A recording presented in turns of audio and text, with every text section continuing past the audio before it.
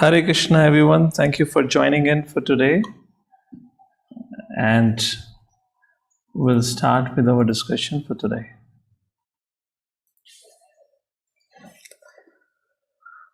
Om Jnanatimirandasya Jnananjana Shalakaya Chakshurunvalitam Yena Tasmai Shri Gurave Namaha Shri Chaitanya Manobhishtam Stapitam Yena Bhutale Swayam Rupa Kadamayam Dadati Swapadantikam Vandeham Shri Guru Shri Juta Padakamalam Shri Gurun Vaishnavamsha Shri Rupam Sagrajatam Sahagana Raghunathan Vitam Tam Sajivam Satvaitam Savadhutam Parijana Sahitam Shri Krishna Chaitanya Devam Shri Radha Krishna Padan Sahagana Lalita Shri Vishakhan Vitamsha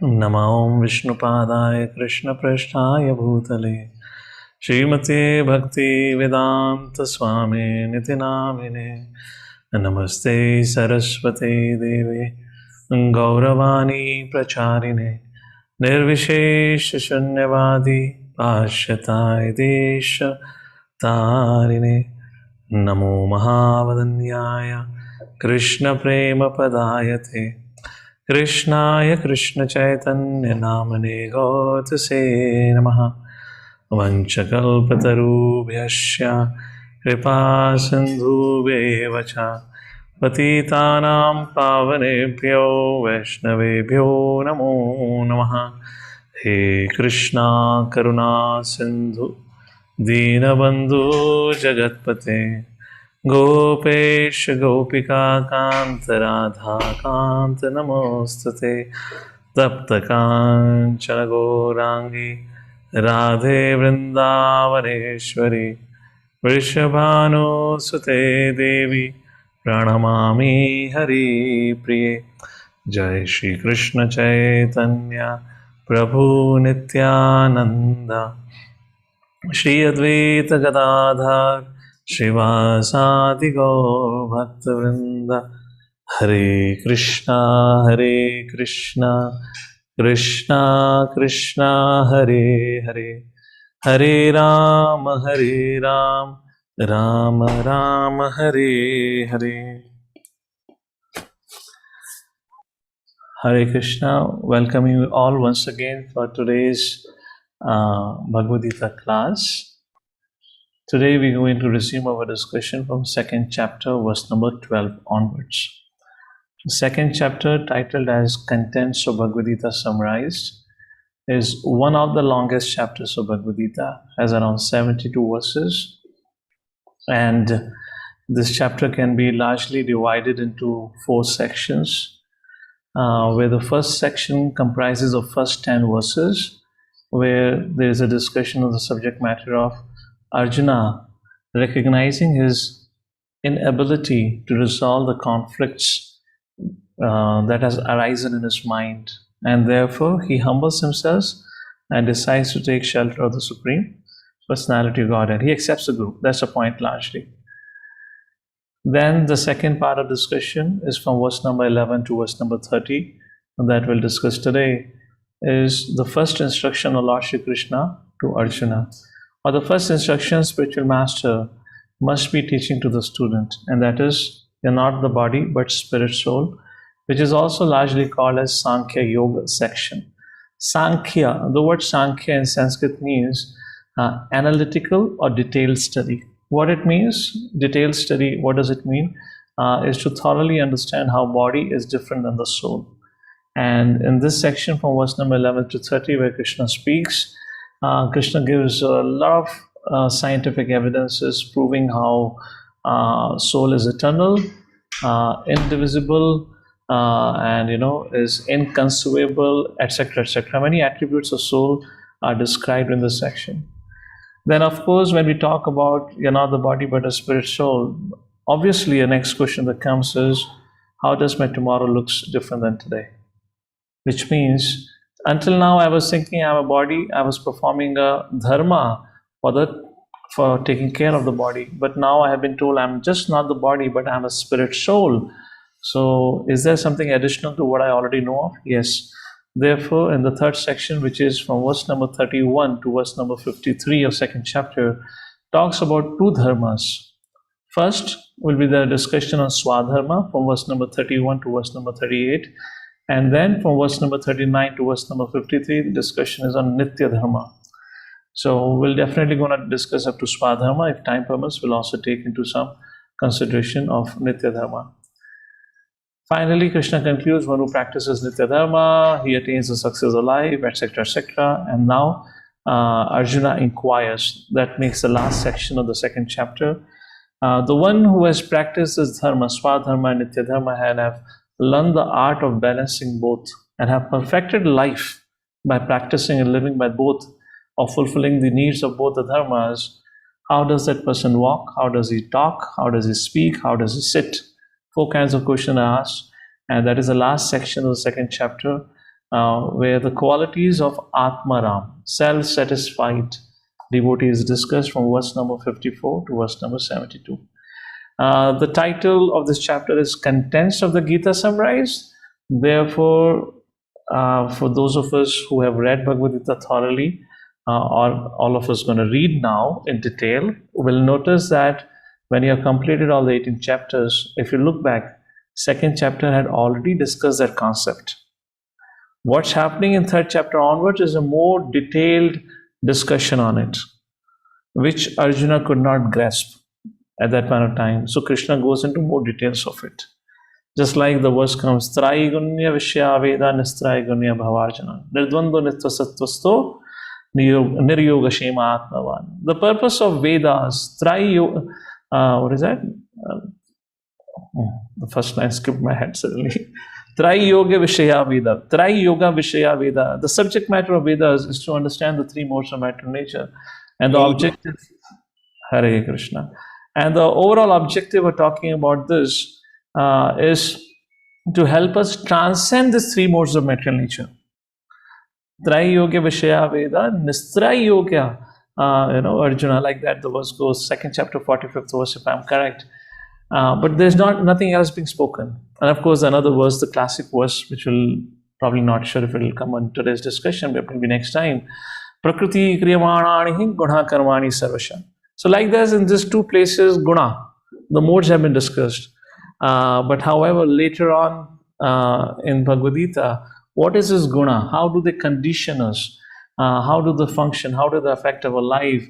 Everything that we think, that we feel, that we will for any action, every action that we perform will be discussed later on. So like this, all those concepts that are discussed later on are introduced in the second chapter and will be elaborated later on in Bhagavad Gita in detail. So that's what the second chapter are all about. So let's begin our discussion. We'll refer to the presentation and then we'll start our discussion. And let me see if the presentation comes. Great, the presentation is here. So today is the part 4, the 4th session, and looks like we're gonna cover the 2 dharmas also today. So let's see how much we cover. So we have already discussed about the division of the chapter once again. It's a very important. You might find me at times a little repetitive. We have discussed this before. Why? But this is something essential. So at least all of us, the Bhakti Shastri students, at least if not, we cannot memorize 700 verses, but at least we should know the divisions of every chapter. Then we'll have a very good grasp on this whole subject matter. That's the point here. So some reflection from the last week discussion, last Saturday, some key lessons. So I have mentioned some key lessons, but I have not mentioned one very important lesson, which intentionally I have skipped, just to see if any one of you can remember, okay? So I'll just read out some of the lessons that you see on the screen. Perplexed, the very first thing that we learned from Arjuna's action of surrendering to Krishna is he was perplexed, yet he was eager for enlightenment. In other words, he did not conclude that what I know is the conclusion. He was still looking for answers. Therefore, he says, "My dear Lord, Yashre Hasya Nishchitam Bruhitan me. Kindly guide me, tell me what is best for me." Perplexed, yet eager to come out of that perplexity. Second lesson, of course, there were more details to it. I'm just giving a snapshot here. Humility is a foremost quality to understand the message of Bhagavad Gita. And Arjuna, or let's say Krishna, put Arjuna into that situation, and Arjuna exhibited that level of humility. As we discussed, when we make mistakes or when we are under confusion or bewilderment, it's very difficult to say that I cannot solve it. We often keep trying ourselves. But Arjuna understood very quickly, and immediately he took shelter of the Lord. Third lesson, one can only take full shelter or complete shelter of supreme authority only when one realizes that there is no shelter in the material world, including the mind and one's own intelligence, and he cannot independently solve it. Once there is a conviction like that, only then, this makes sense that, I should take shelter, I should follow. Now, for example, if I can be a little candid about myself, I'm making my own confession a little bit here.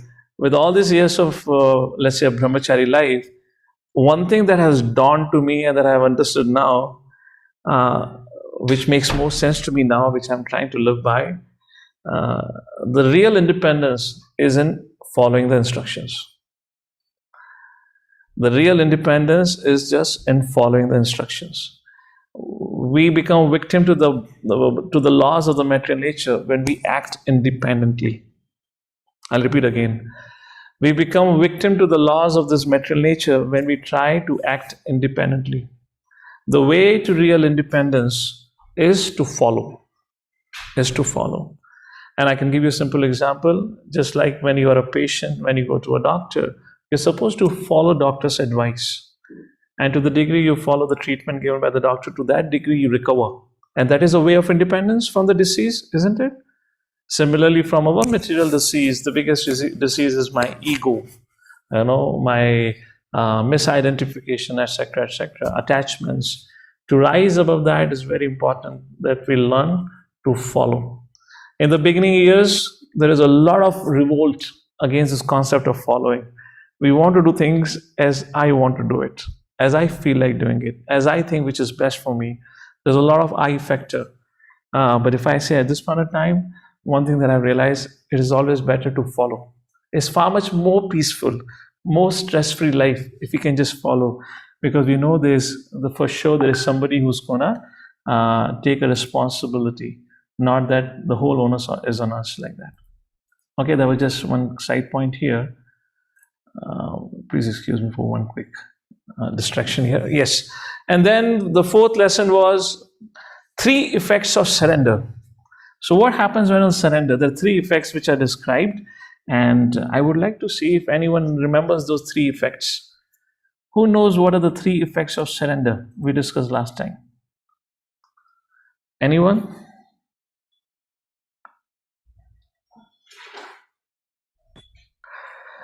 Yes, Mother Jyoti. Go ahead.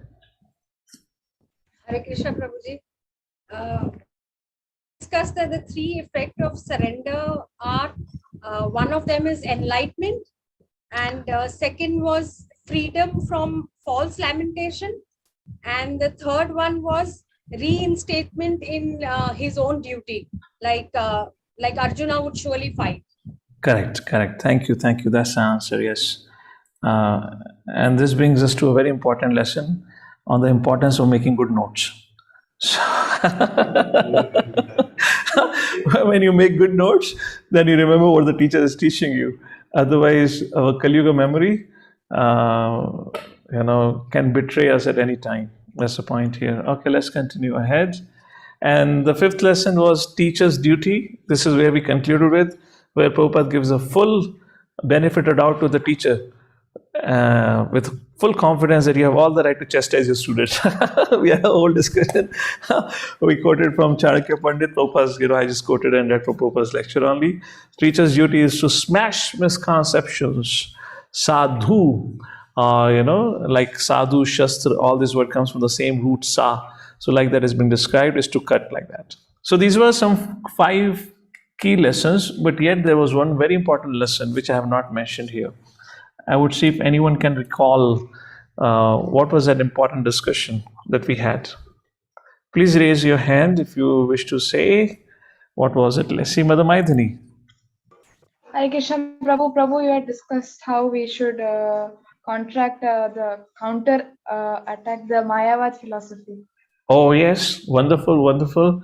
Okay, yes. Mayavad Prabhupada teaches us then it's at 12th verse. Great. Thank you, thank you. Okay. Who else? Mother Rati Manjari. Hare Krishna, Prabhuji, Dandavat Pranam. Prabhuji, is it once you accept weakness and you're humble, then you accept the Guru, so Guru Padashraya. Okay, thank you, thank you. All right. What else? Vaikuntapati Prabhuji, go ahead. Yeah, danger of I and mine philosophy. Oh, that was from the first chapter. That was Okay. from actually the very first section of the first chapter, Dhritarashtra Vacha. It was from there, I and mine philosophy. Of course, Arjuna also had that I and mine philosophy. Agree. Okay, good, good, good. Thank you, thank you. Mother Anjana, go ahead. Speak up. Oh, you have to unmute yourself. Are you able to unmute? Yes. Hare Krishna, Prabhuji. Is it the qualities of a disciple, how he has to surrender to his guru for showing Okay. quality? Yes, good, good, good. Thank you, thank you, thank you. Nitai Pran Prabhu. And Mother, go ahead. Dandavat Pranam, Prabhu. Prabhu, one lesson was that no amount of material knowledge can help us overcome the perplexities of life. Okay, yeah. Yes, okay, great. Thank you. This is one lesson which I had no reference of it on the PPT. I had only spoken to all of you. Okay, Chintamani Mataji, go ahead. But I was thinking it is that no matter what circumstances we are, we can never give up our duty. Okay, thank you. That's the whole baseline subject matter of Bhagavad Gita. Correct. Thank you. Thank you. अभी तो यहाँ पे chapter 1 chapter 2 के सारे lessons हो गए. Okay, let's see who else who has not spoken. Sunny Prabhu, you have not spoken. Let's hear from you. Quality Yes. of being a good listener. Quality of being a good Listener. listener. Okay, okay. Thank you. Hare Krishna. It means I have to make sure that I write on the presentation. So then, you have it documented with you. And I don't see anyone else hands is up. So the lesson that I was focusing, okay, Mother Gokila and Mother Yagya after that. Yes, Mother Gokila. Prabhuji, is it Krishna's name which has been specified here as Rishikesha, and he is the master of senses, and he is the Haribol. only one who empathizes with us? Okay. Good, correct. Mother Yagya. Hare Krishna, Prabhuji. Is it the dependence on Lord brings fearlessness? Yeah, this is chapter 1. Okay. All right. Okay. All right. So it looks like we have exhausted with the options. Yeah, Mother Kalpana, go ahead. Hare Krishna, is this who is a miserly person? Okay, that's also was discussed, but not exactly what I'm looking forward to. Okay, correct. All right, so we have had our 70 hands exhausted now, right? So the answer, the one which was not documented on the presentation, was about on offering quality guidance, learning the counseling tips from Krishna. How Krishna empathized, Krishna heard, then Arjuna again surrendered, Arjuna made excuse, then Krishna chastised. You remember that whole discussion? I gave you the whole flow between literally a counselor and a counselee, how it should go. Just like, Krishna is of course the best of everything, no doubt about it. Just speak on this quality of a counselor or a leader. There are two special pastimes that comes from Srimad Bhagavatam 10th canto. One is Brahma Vimohan Leela, and second is our Govardhan Leela. Let me ask this question to all of you, so that maybe you can make this point sink in your consciousness a little more deeply. If your subordinate, or maybe your student, maybe your child, if you find him making a mistake, how many of you say our first response is immediate correction? Raise your hand. Immediate correction, immediate chastisement, either way. Please raise your hands. How many of you think you will do that? Either you will immediately offer correction or immediately offer chastisement, right? Okay. But now let's just, of course, this is not my subject for today, but because you missed out this whole subject of tips of counseling from Krishna, so I'm making this additional point. Look in the case of Krishna dealing with Brahma and Indra. He allowed them.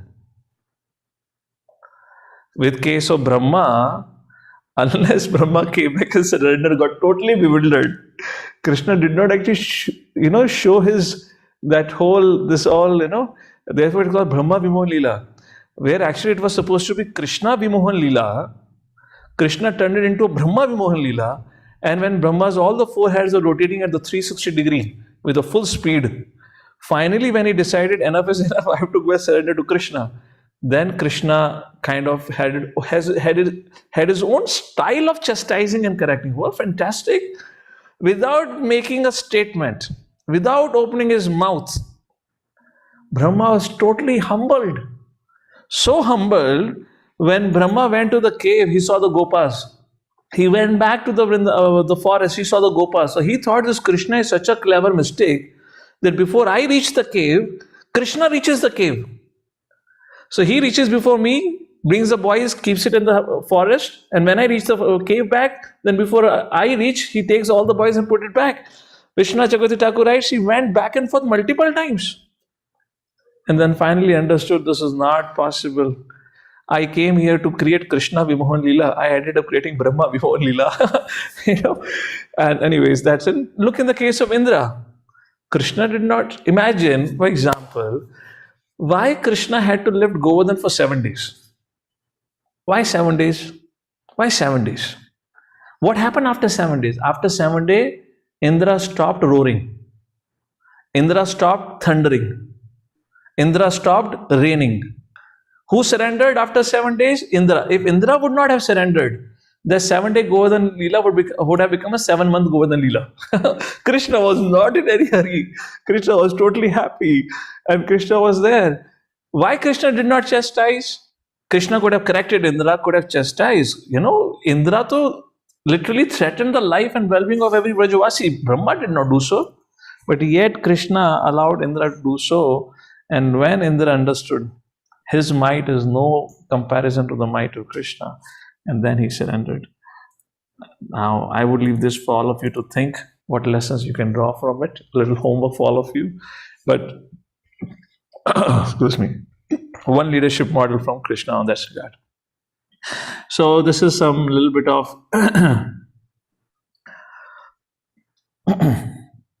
discussion from these lessons. And now we'll start our discussion for today.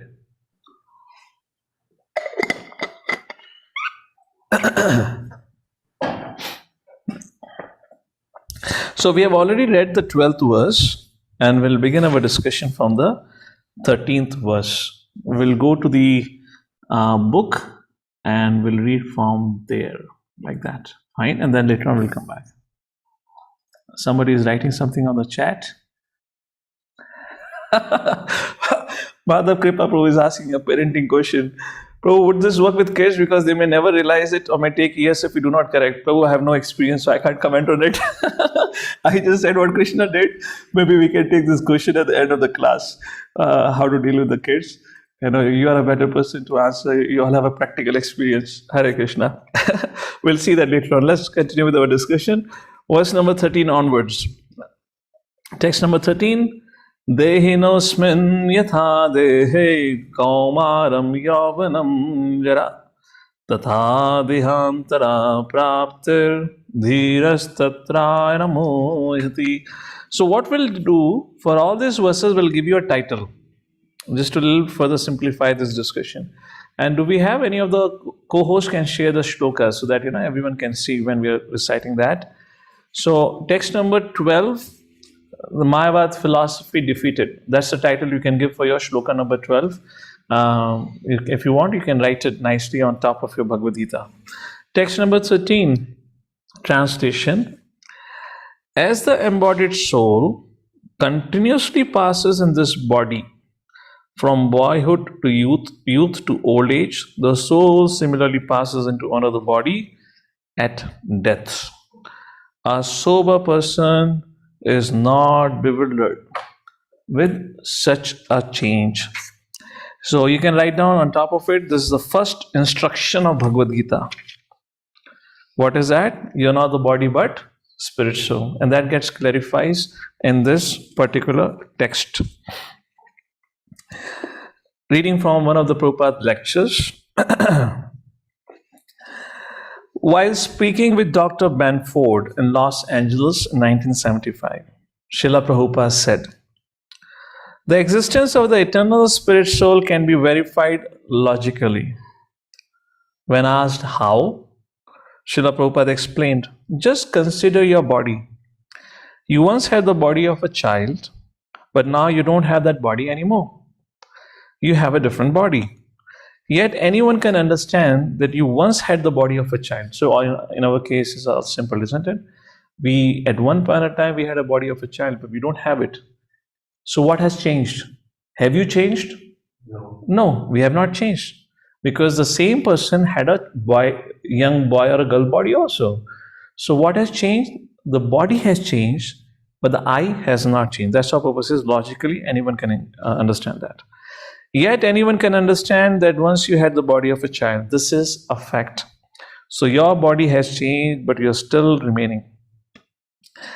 Prabhupada many times referred to it as a simple truth. Logically, anyone, or should I say any rational animal, can be shown that the self is different from the body. Only two simple questions must be answered to make this logical point. First, if you want to, let's say preaching application, if you want to give an evidence to anyone, you're not the body but a spirit soul, the very first thing you want to ask him, were you present in your childhood body? And if you say yes, what changed? Not you, the body changed. You are still the same thing. However, if there is an argument, somebody say, no, I have changed. Somebody yet says, I have changed. I am not the same person. Well, so you may simply ask him, sometime in the future, will you have to experience death? I think that no one can be so foolish as to say that they will not experience death. That will change, and so it will be someone else. So the second question, this is from a conversation with Prabhupada which is going on here. The second question is, isn't it true that the body you now have is different from the one you had as a child? Much different. And this can also be proven by a biologist or a scientist which claims every 7 years you have entirely a new set of cells in your body. Thus, in this way, logically, it can be proven you're different than your body. And here Krishna says in the text, Dhiras Tatra Namuhyati. What is the Dhira actually? Prabhupada describes who is the Dhira in the second paragraph of the purport. Anyone who would like to read can keep their hands up. Sunny Prabhu, read the second paragraph of the purport. Go ahead. Any man who has perfect knowledge of the constitution of the individual soul, the super soul, and nature, both material and spiritual, is called a dhira, or a most sober man. Such a man is never deluded by the changes of the bodies. Hare Krishna. It's a very interesting concept this verse offers. Oftentimes people consider the concept of death to be negative. Yes? Death means, don't talk about death. That's negative. But look at this beautiful verse. It doesn't present any negative conception of death. Rather, it says, death is an opportunity for you to get a new set of body. That's what it tells actually. Death is an opportunity. Death is in fact a blessing one who has already got an old deceased body, to get freed from that old deceased body to get a new body is not a curse, but it's a blessing. That's how this verse presents here. Therefore, a sober person who understands this truth is not disturbed by the change of bodies. Why? Because the soul never dies. Then let's go to text number 14. Matra spashastu kaunteya shitoshna sukha dukkha agamapaino nityastam stitikshva bharataha. In the previous verse, dhira, a sober person, is not bewildered by the change of bodies. In this verse, one should learn to tolerate. What one should learn to tolerate? That's a point which is being mentioned here. And what we need to tolerate is the skin disease. So the title for this verse, if you wish to give, you can give Tolerate the Skin Disease. What is a skin disease? That is described in the very first two words of this shloka. Matra spash. Matra refers to skin. Spashas tu kaunteya. Every experience of happiness, pain, pleasure, it all happens because of our sense perception.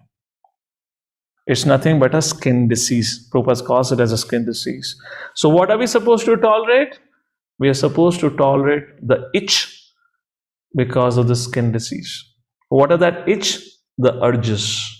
Learn to tolerate the urges, and Prabhupada gives an example in the purport. The verse says, just like there is a change of seasons, similarly happiness comes and then followed up by distress. And then distress goes, happiness comes.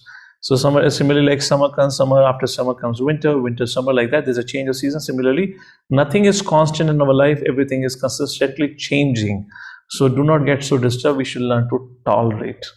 Even if Arjuna, these relatives may die, don't worry. Even if you don't kill, they're still going to die. There's nothing permanent. Their situation in which they are, that is temporary, which means in the bodily existence, that is temporary. That's going to change. You cannot avoid it. So do not give up your dharma thinking that if I don't kill, then they'll continue to live. That doesn't happen like that. And Prabhupada gives a very beautiful example in the purport. And he says, just like in a summer season when it is so hot, mother will still go into the kitchen and cook. So she has to tolerate the heat. She's profusely sweating, she's so hot inside, but yet she goes and cook. Similarly, in the winter season, Prabhupada gives another example. In the winter season, when it is cold, it's not that people don't take bath. The pujaris will not take bath, the brahmanas will not take bath, or any regular person will not take bath. Oh, it's so cold. No, you take bath. So we tolerate. So what we need to tolerate is the urges of the body, mind, and senses, like that. In other words, how do we practically apply this in terms of tolerating this urges or tolerating the skin disease? Trying to negotiate with our skin disease to an extent, whatever minimum is required for my well-being, so that I continue performing my dharma. Because we cannot give into the needs of the skin disease or the urges. The more we try to fulfill the urges, the more we try to gratify our body and the senses, the more wild it becomes. So the practical application of tolerating the urges means doing the minimal, basic need, so that our dharma, the practice of dharma, does not get obstructed. That's the point about here. Let's read the last paragraph where Prabhupada talks about why Arjuna being called by two different names, Kaunteya and then Bharata. Anyone else would like to read can have the hands up. The Kalpana, go ahead. The last paragraph of the purport. The two different names of address given to Arjuna are also significant. To address him as Kaunteya signifies his great blood relations from his mother's side, and to address him as Bharata signifies his greatness from his father's side. From both sides, he is supposed to have a great heritage. A great heritage brings responsibility in the matter of proper discharge of duties. Therefore, he cannot avoid fighting. Hare Krishna. And why we experience pain, Prabhupada explains in one of his classes, is because of absorption in matter, which in Sanskrit is called as abhinivesh. Abhinivesh means absorption or misidentification. Just like, I don't know how many of you have an experience, when our car gets spoiled, and sometimes the person will take his car to a mechanic and he will tell him, "Mera engine kharab ho gaya hai." Have you had that experience? Have you heard that, or have you done yourself saying that "Mera engine kharab ho gaya hai"?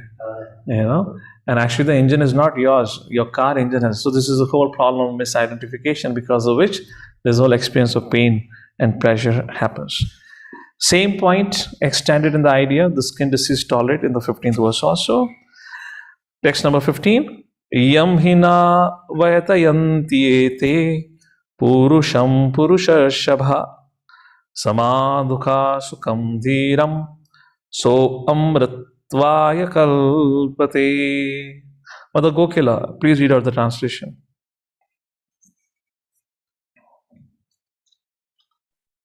Hare Krishna. Yes. The best among men, Arjuna, the person who is not disturbed by happiness and distress and is steady in both is certainly eligible for liberation. So Prabhupada says the formula for becoming immortal is given here by Krishna. And what is that formula? It entails becoming callous to the so-called happiness and distress of this material world. It is easily spoken, not easily practiced. Being callous to the happiness and distresses of this world, to some extent, bodily happiness and distress can still be tolerated. But when it comes to mental agitation, it's not that easy. How many of you agree? Please raise your hands. By following Nirjala Ekadashi, Vrata on other Ekadashi, we develop some amount of immunity, physical immunity to this, physical ups and downs. We can have more austerity, whatnot. But when it comes to mind, is dangerous. Huh? When mind gets agitated, it's very difficult. We all would have an experience. I'm coming from a week-long heavy meetings. So I'm telling you from a practical experience. I just reached 10 minutes before the class, actually. I was all the way out, and the whole week was like Hari Bol. There was 18 days Mahabharata, I had a 7-day Mahabharata. Okay. So where were we? So we just discussed the 15th verse, right? That was a discussion, and then let's move forward to. So 15th verse, qualification for liberation. That's a title. If you wish, you can write it down for yourself. And now 16th, 17th, and 18th verses. A very interesting discussion where Krishna speaks about the nature of the soul being imperishable. 16 to 18 shloka talk about the nature of the soul. Text number 16. Nashato vidyate bhavo na bhavo vidyate sataha ubhayorapi drashtvantas tu anyos tattvadashibhi. Somebody please read out the translation.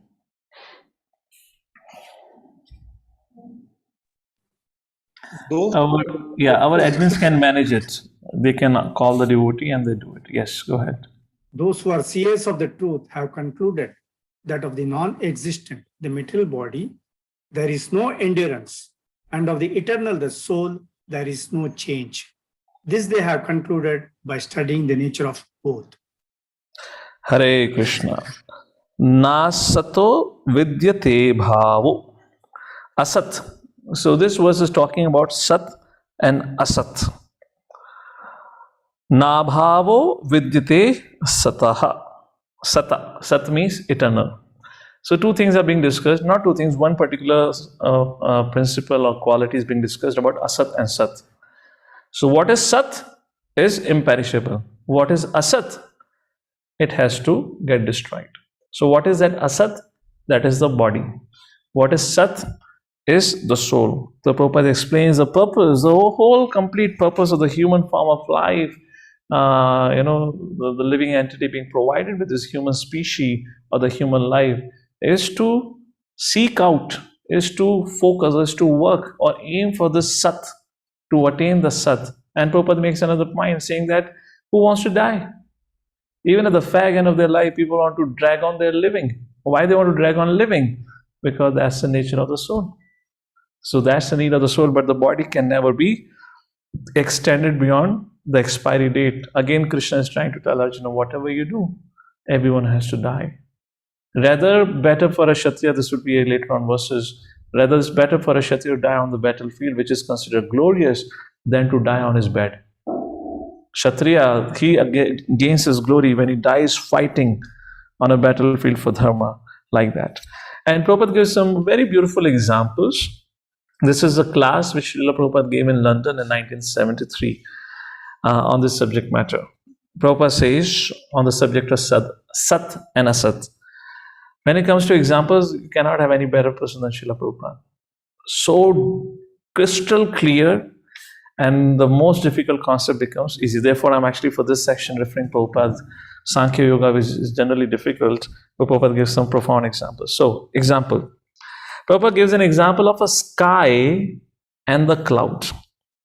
A cloud appears, exists for some time, and again disappears. But the sky remains. This is the distinction between Sat and Asat. This is the first part of the analogy. Now the second part of the analogy, where Prabhupada never misses out an opportunity to smash Mayavadis. He's going to use this same cloud and sky analogy now to defeat Mayavad. What Prabhupada says, when a cloud comes, it has some activities, such as rainfall, and as a result of rainfall, there is a vegetation, everything looks very green. So we cannot say the cloud, which is compared to a body, Asat, is false.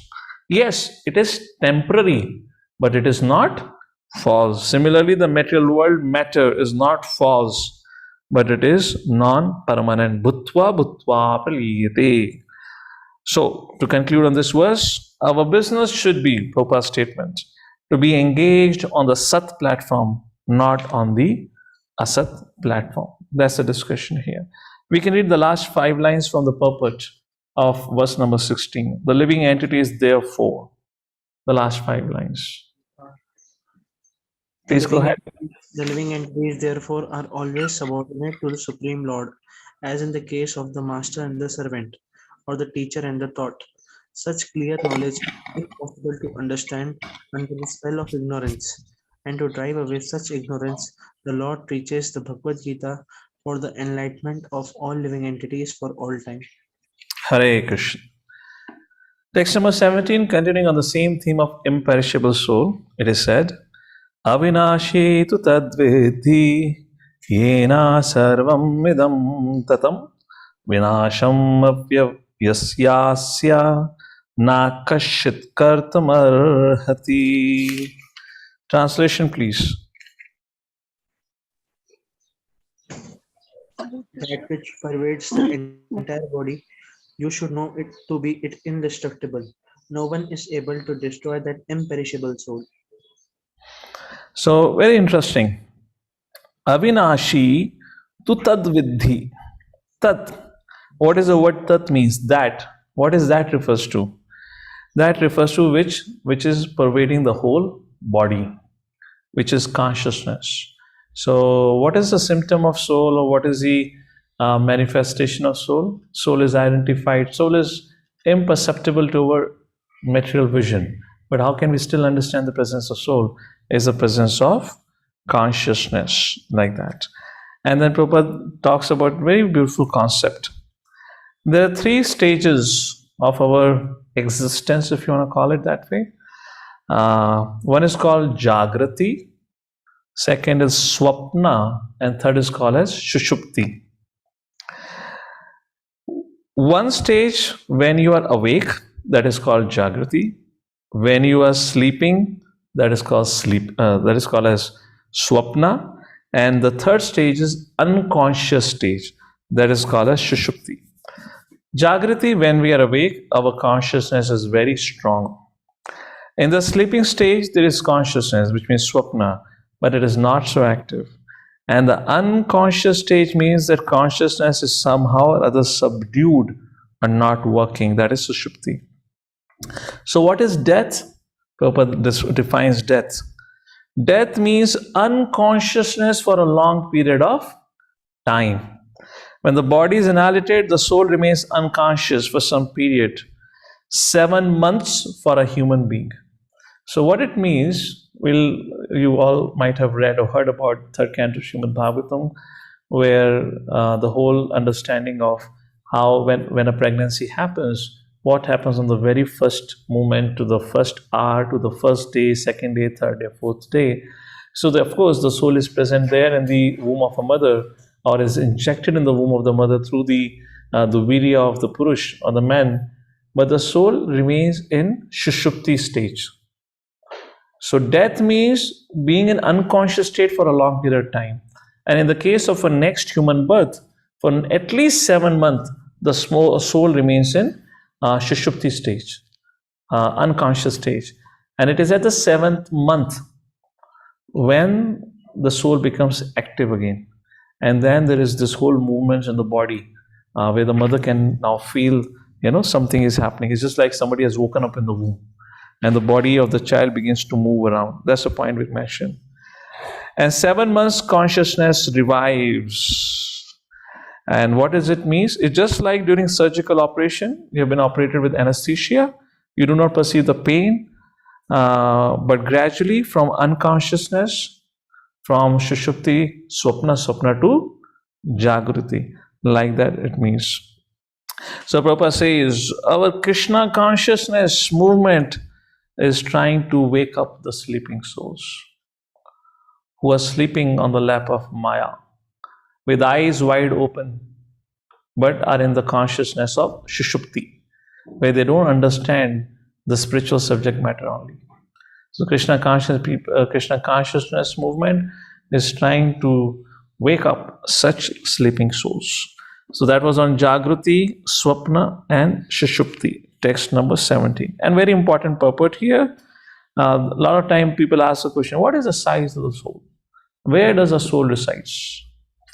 Well, I'll not get into too much debate about where does Paramatma resides. I'll not make a point where Paramatma resides. We'll discuss that in the 13th chapter.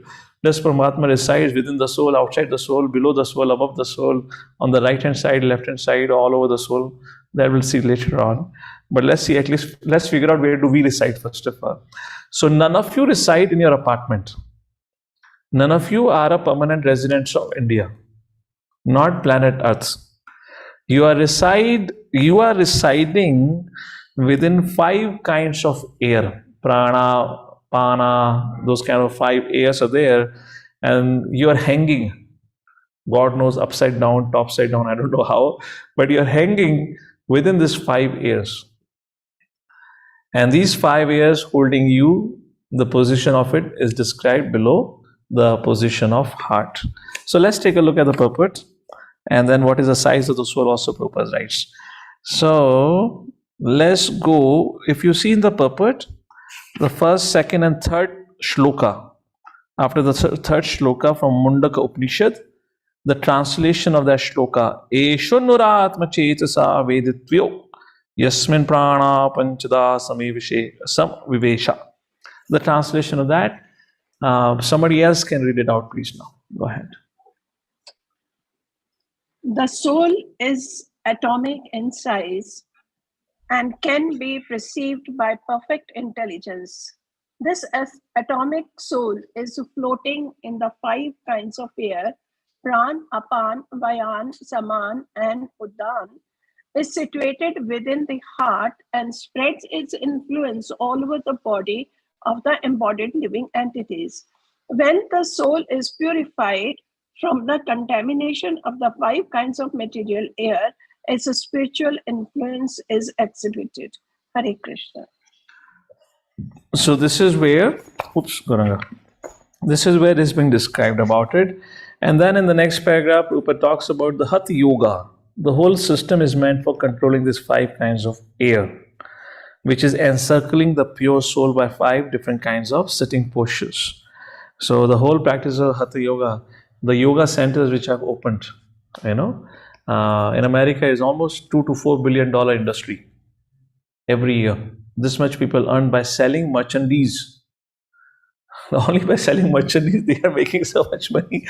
So no, that's not the whole thing. The whole idea is to purify but for the liberation of the minute soul from the entanglement of this material atmosphere. Like this. Then what is the location of the soul? Next to next paragraph. The influence of the atomic soul can be spread all over a particular body. So let's read. Somebody read out the next paragraph.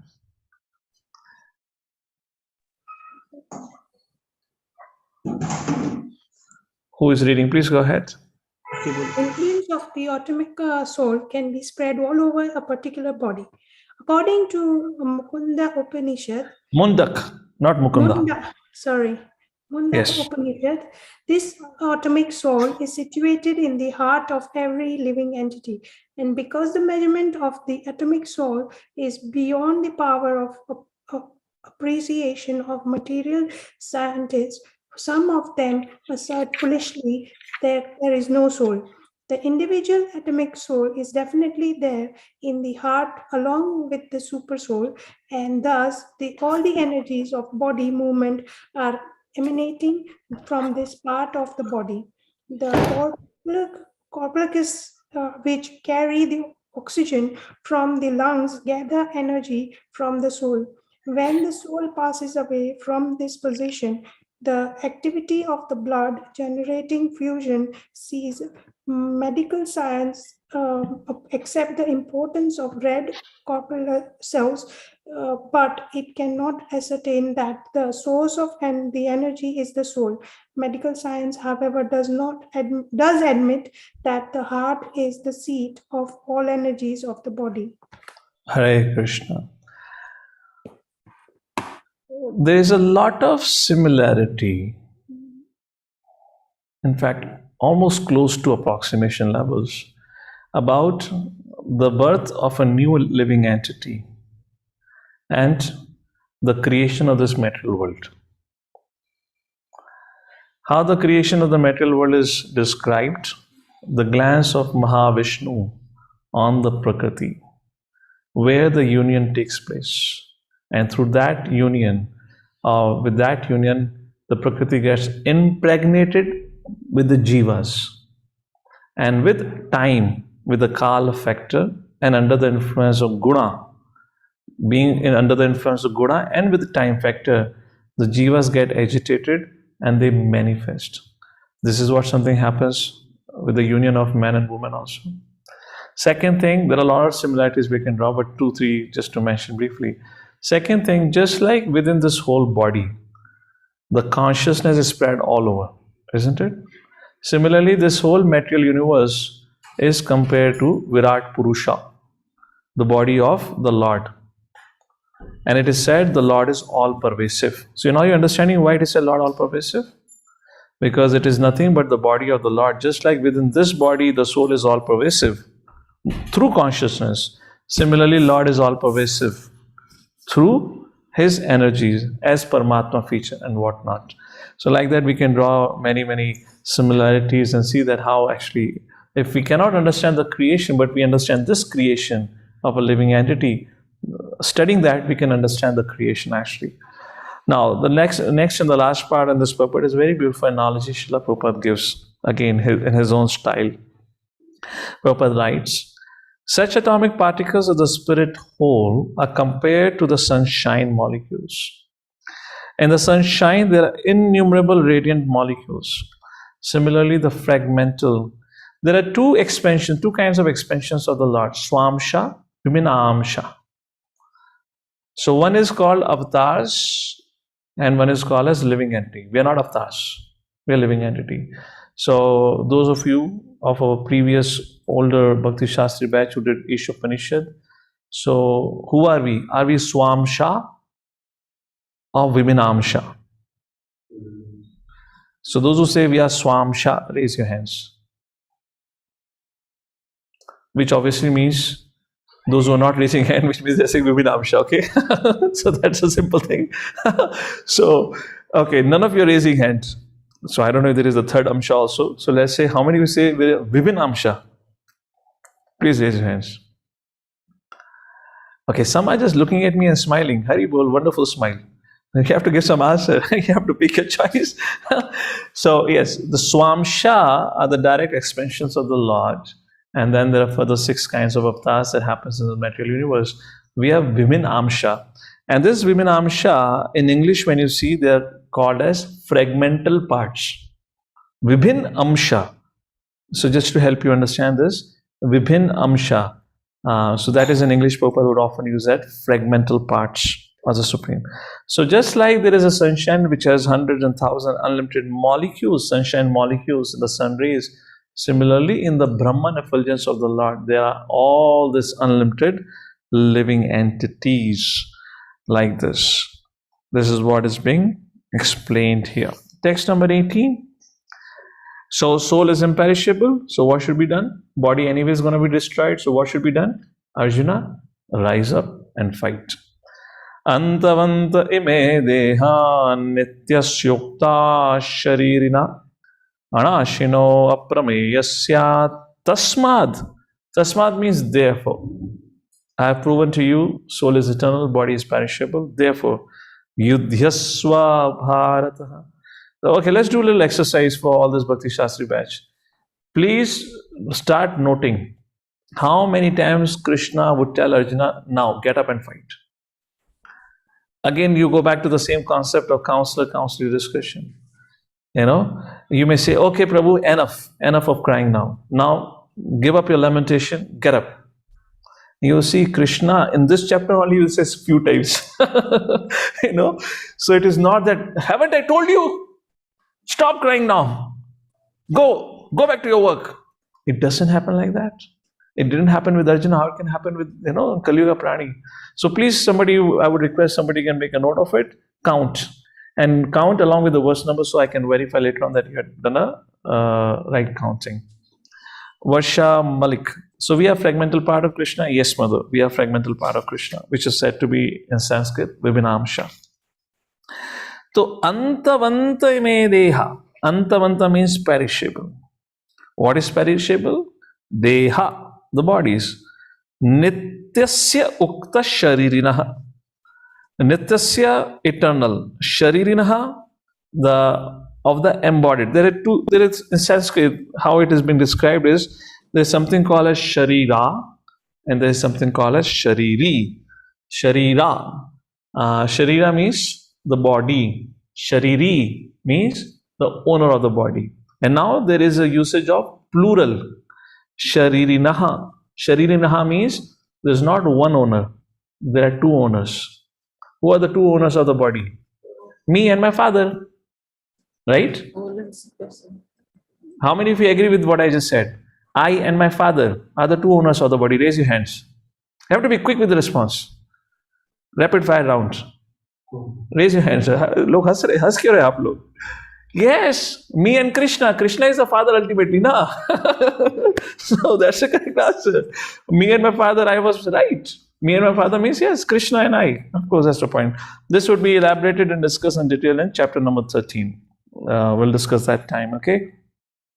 Okay, I want all of you to pay attention to the shloka.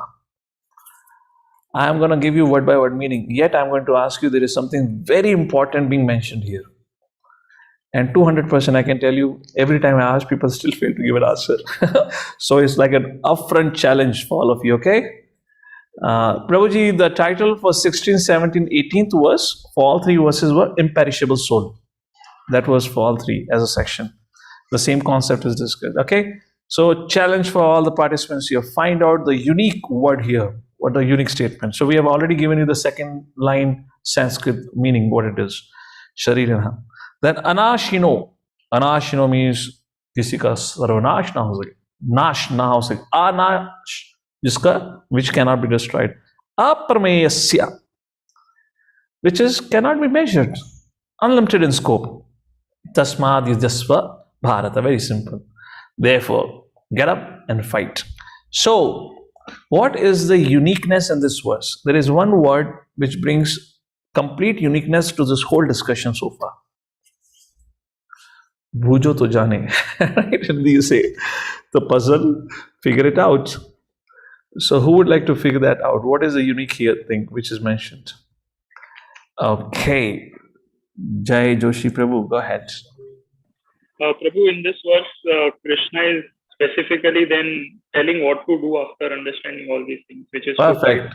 Tasmat Yudhasva Bharata. Very good attempt. Next. Kushagra Prabhu. Not audible, Kushag. I can see your lips moving, but sound is not coming. Till the time you fix your sound, Madhav Kripa Prabhu, go ahead. Oh yeah, unmute. Yes, go ahead. There is a call to action in this verse where after telling about the nature of soul and the fallacy of body, there is a call to action to go and fight. You must be a manager in a company, isn't it? You're able to highlight the call to action. Agreed, no problem. Good attempt. Correct answer, but that's not what actually looking forward to. There is something unique in this verse. Okay, Mother Rati Manjari, your hand is up. Go ahead. Hare Krishna Prabhuji. Lord is telling Arjuna that the soul is minute and indestructible. So the body will come to an end fight. Okay, good. Thank you. Next. Any other attempts? Yes. Mother Yagya, go ahead. Then Rishikesh Pankaj Prabhu. Hare Krishna Prabhu. Yes. Here, Lord Krishna is trying to say Arjuna that your body is anyways going to be end. It's anyway going to end. Okay, good. Thank you. Good attempt. Correct. That's correct in one sense. Rishikesh Pankaj Prabhu. We have to be a little louder, Prabhu. Very faint. I think it is about Anashina, like the soul which never to be Okay. destroyed. Okay. Correct. Thank you. So the correct answer, as I said, I didn't say 100%. I said 200%. It will be difficult to say. What is that uniqueness here? So while describing you word to word, I intentionally skipped one word. And what is that verse? No, not immeasurable soul. What is that word that I intentionally skipped, which I did not describe to all of you?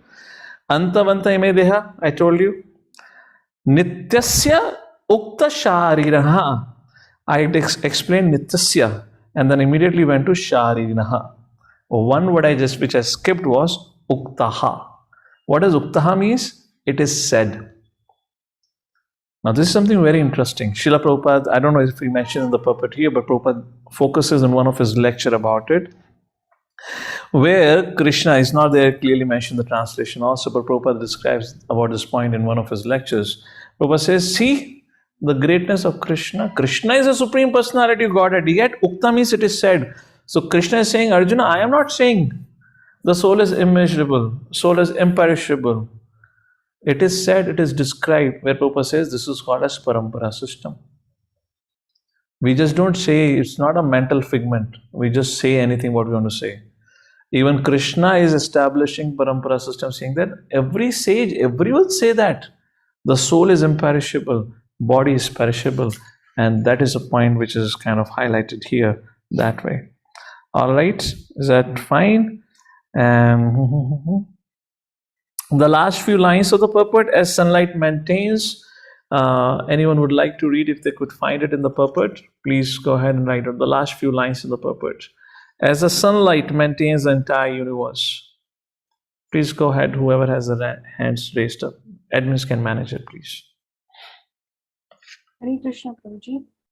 As sunlight maintains the entire universe, so the light of the soul maintains this material body. As soon as the spirit soul is out of this material body, the body begins to decompose. Therefore, it is the spirit soul which maintains this body. The body itself, Okay, sorry, go ahead. Yeah, go ahead. The body itself is unimportant. Arjuna was advised to fight and not sacrifice the cause of religion for material, bodily considerations. Thank you, Prabhuji. So question can be raised, okay, if body has to die and soul never dies, so does it mean that we can just and without any consideration go killing?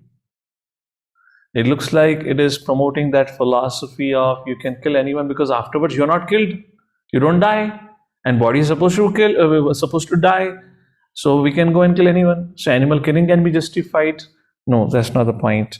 And Prabhupada gives a very beautiful example. Prabhupada says, just like you're living in an apartment and somebody comes and forcefully pushes you out of that apartment, you may go and take shelter of another apartment, but you are unlawfully pushed out of that apartment. The person who did that activity, would he be punished by the law of the state? Yes or no? How many of you say yes? When we are illegally pushed out of our apartment. Similarly, body is our temporary accommodation, but it's an agreement between us and the owner. This is a rental property, correct? But some third party comes and forcefully pushes us out of this body. And of course, the soul will go ahead and take shelter of another body. But according to the law of state, therefore, similarly like a law of nature, the third person who, without any authority came and violated our agreement of living here would be punished. And second point, Prabhupada says, Jesus said, thou shalt not kill. We should not unnecessarily kill. The violence, the killing on the name, the violence on the name of dharma is allowed. Because you cannot establish dharma, the Kshatriya. Shat means to hurt. Kshatriya means who protects you from hurting. What is the meaning of the word Kshatriya? Shat, harm. Kshatriya, one who protects you from harm. There will always be divine and demonic people in this world, and the demons who are bent on causing harm to you, you cannot protect against such demonic people by peace negotiations. Just like, monkeys are very, very naughty creatures. And if you want to teach some monkeys, you want to teach the rest of the monkeys, you hang one or two monkeys and every other monkey gets a lesson. I should not repeat it. So the violence is necessary, but for establishing dharma, not other way around. Therefore, the duties of Kshatriya are glorified like that. Text number 19, 20, 21 will speak about, again the extension of this idea. Who dies? The body dies, the soul never dies. 19, 20, 21 is in the same lines. Text number 19. Yainam veti hantaram yaschainam manyate hatam ubhautau na vijanito nayam hanti na hanyate. Hanti na hanyate. Hantaram. So many times. Yainam veti hantaram yaschainam manyate hatam. Hatam means, again, causing harm or killing. Please read out the translation. Text number 19. Please go ahead. So neither he who thinks the living entity, the slayer, nor he who thinks it slain is in knowledge, for the self slays, nor is slain. Yeah, so I've already explained, because the body is slain, nor is not slain, doesn't mean we can cause harm. Because the word knowledge is mentioned here, I just realized. Text number 14, a very important question can be asked. When to tolerate? When, can I tolerate everything? Of course, this is a whole discussion in itself, what to tolerate, when to tolerate, how to tolerate, etc. Those are different detailed subjects. But the point here is about when to tolerate. Tolerate with knowledge. The text number 14 explains tolerate with knowledge. And what is the knowledge? You're not the body, but spirit, soul. Identify the skin disease. Tolerate what? Tolerate your skin disease. Not tolerate injustice. Krishna is not saying Tam Sishva Bharata, okay Arjuna, tolerate all the injustice done to you by the Kauravas. No. It's not that Krishna is saying tolerate everything. Krishna is saying tolerate with knowledge. Knowledge of what? You're not the body but spirit, soul. I kind of missed that point while reading the word knowledge. I realized that. Text number 20, one of the very famous verses of Bhagavad Gita. Na jayate mriyete va kadachin na yamutva vavitva nabhuya ajo nitya shashvato yam purano na hanyate hanyamane sharire. Very, very beautiful purpose. A very, very beautiful verse actually. Please read out the translation. For the soul, there is neither birth nor death at any time. He has not come into being. does not come into being and will not come into being. He is unborn, eternal, ever existing, and primeval. He is not slain when the body is slain. Hare Krishna. So, 11th canto Srimad Bhagavatam talks about 9 changes the body undergoes. I'll quote the verse in a short while. Prabhupada mentions it in the purport also. And the point which Prabhupada mentions in the purport is about it is a body which undergoes changes. It is a body which produces byproducts. The soul never undergo any changes. Soul never produces any byproducts. And Prabhupada says, not only Krishna says in Bhagavad Gita, even in Katha Upanishad, which forms, actually people say Upanishads is the Vedas. So even in Katha Upanishad it is said. What is said? If you see in the purport, Prabhupada quotes the word. The verse, similar verse like this. Najayate mriyete va vipashin nayam kutashin nabahu vakashit ajo nitya shashvato yam purano nahanyate hanyamane sharire. Vipashit, the only difference is Vipashit means here the men, learned men, with knowledge like that. So please read after that, the last paragraph, literally. Not the last paragraph, but the paragraph after this translation of the verse. The soul is full of knowledge. Please go ahead. The soul is full of knowledge or full always with consciousness. Therefore, consciousness is the symptom of the soul. Even if one does not find the soul within the heart where he is situated, one can still understand the presence of the soul simply by the presence of consciousness. Sometimes we do not find the sun in the sky or in clouds or for some other reason, but the light of the sun is always there, and we are convinced that it is there for daytime. As soon as there is little light in the sky early in the morning, we can understand that the sun is in the sky. Similarly, since there is some consciousness in all bodies, whether man or animal, we can understand the presence of the soul. Continue. This consciousness of the soul is, however, different from the consciousness of the Supreme, because the Supreme Consciousness is all knowledge, past, present, and future. The consciousness of the individual soul is prone to be forgetful. When he is forgetful of his real nature, he obtains education and enlightenment from the superior lessons of Krishna. But Krishna is not like the forgetful soul. If so, Krishna's teachings of Bhagavad Gita would be useless. And we already discussed this point while Prabhupada was speaking on defeating Mayavad. If it is all Mayavad, if that's a fact, then Krishna also becomes one of the forgetful soul like us. And how can a forgetful soul gives words of enlightenment, which means Bhagavad Gita becomes false then, which is not the case. And the last paragraph, Prabhupada quotes from Katha Upanishad to make a point that there are 2 kinds of souls. One is minute particle soul, the fragmental expansions of the parts of the Lord like us, and second is super soul. So one is called Anu Atma, and second is called as Vibhu Atma. And very beautiful verse from Katha Upanishad. Anoraniyan mahato mahiyan atmasya jantur nihito gahiyam tammakratu pashyati vita shoko dhatu prasadan mahimanam atmanah. Both the super soul and the atomic soul are situated in the same tree of the body within the same heart of the living being. And only one who has become free from all material desires as well as lamentations can, by the grace of the Supreme, understand the glories of the soul. Like this. So, 2 things here. One is a question can be asked.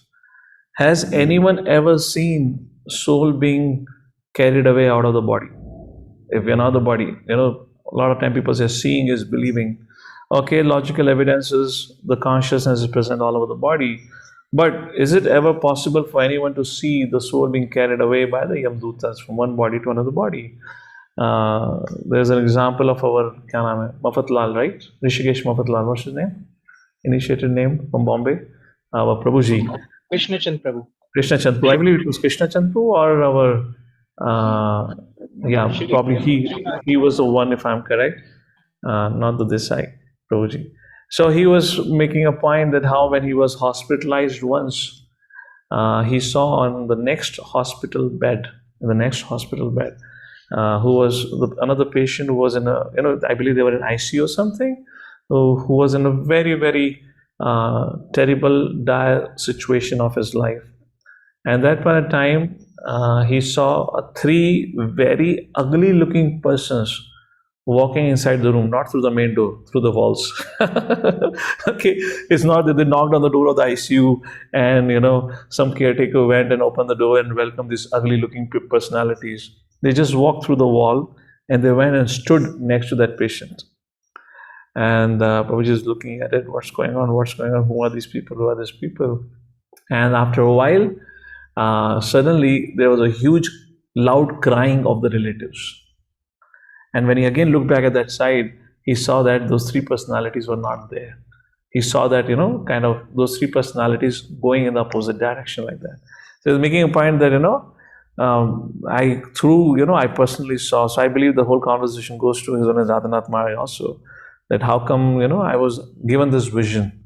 So Maharaj said, yes, well, that was the grace of the Lord.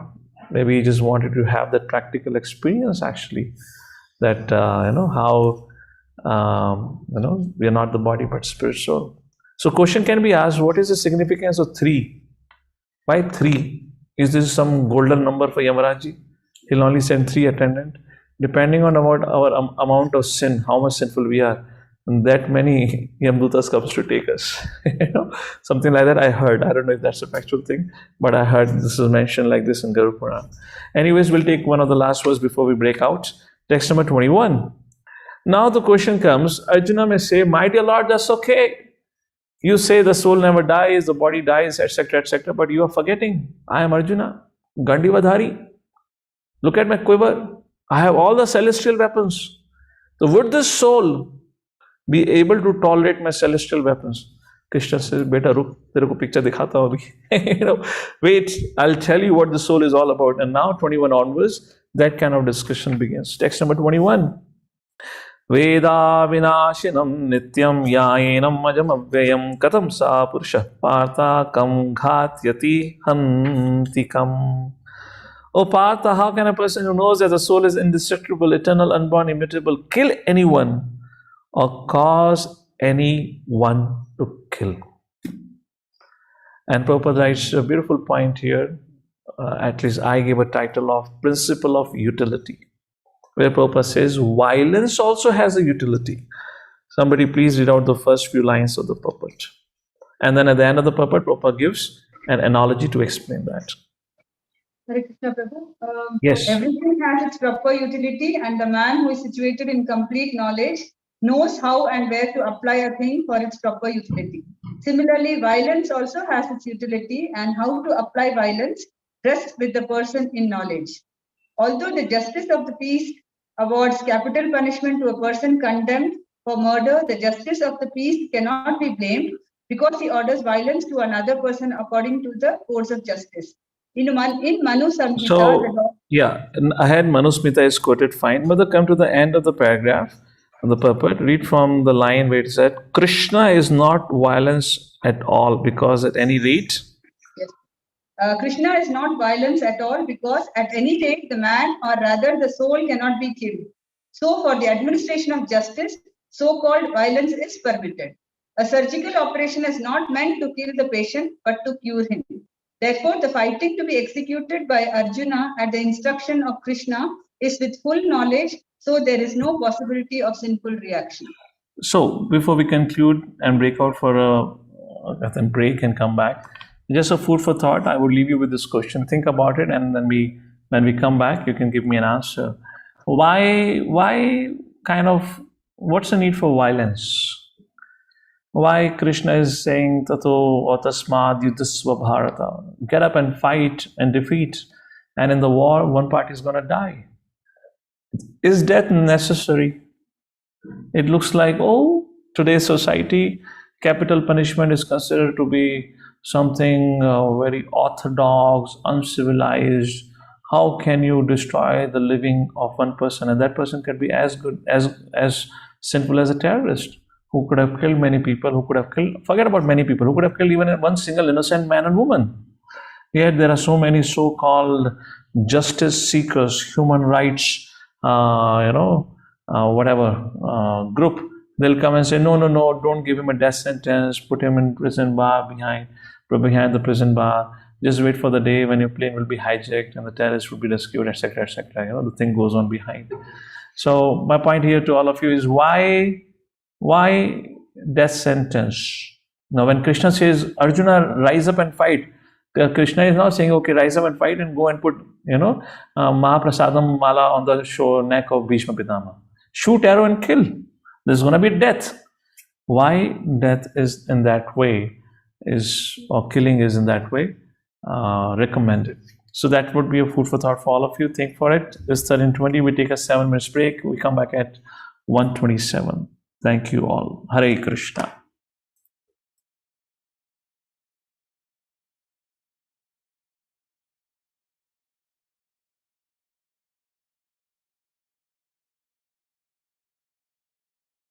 Krishna, Hare Hare, Hare Rama, Hare Rama, Rama Rama, Hare Hare, Hare Krishna, Krishna Krishna, Hare Hare, Hare Rama, Rama Rama, Hare Hare, Hare Krishna, Krishna Krishna, Hare Hare, Hare Rama, Rama Rama, Hare Hare, Hare Krishna, Krishna Krishna, Hare Hare, Hare Rama, Rama Rama, Hare Hare, Hare Krishna, Krishna Krishna, Hare Hare, Hare Rama, Rama Rama, Hare Hare, Hare Krishna, Krishna Krishna, Hare Hare, Hare Rama, Rama Rama, Hare Hare, Hare Krishna, Krishna Krishna, Hare Hare, Hare Rama, Rama Rama, Hare Hare, Hare Krishna, Krishna Krishna, Hare Hare, Hare Rama, Rama Rama, Hare Hare, Hare Krishna, Krishna Krishna, Hare Hare, Hare Rama,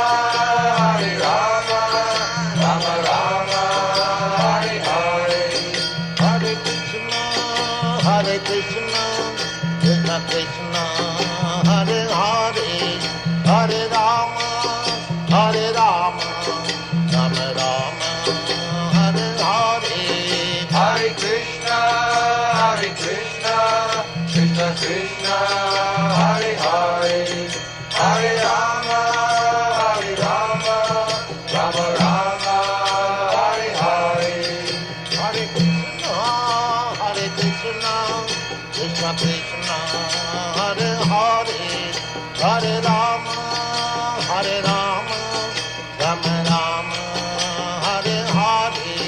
Hare Krishna, Krishna Krishna, Hare Hare, Hare Rama, Rama Rama, Hare Hare, Hare Krishna, Krishna Krishna, Hare Hare, Hare Rama, Rama Rama, Hare Hare, Hare Krishna, Krishna Krishna, Hare Hare,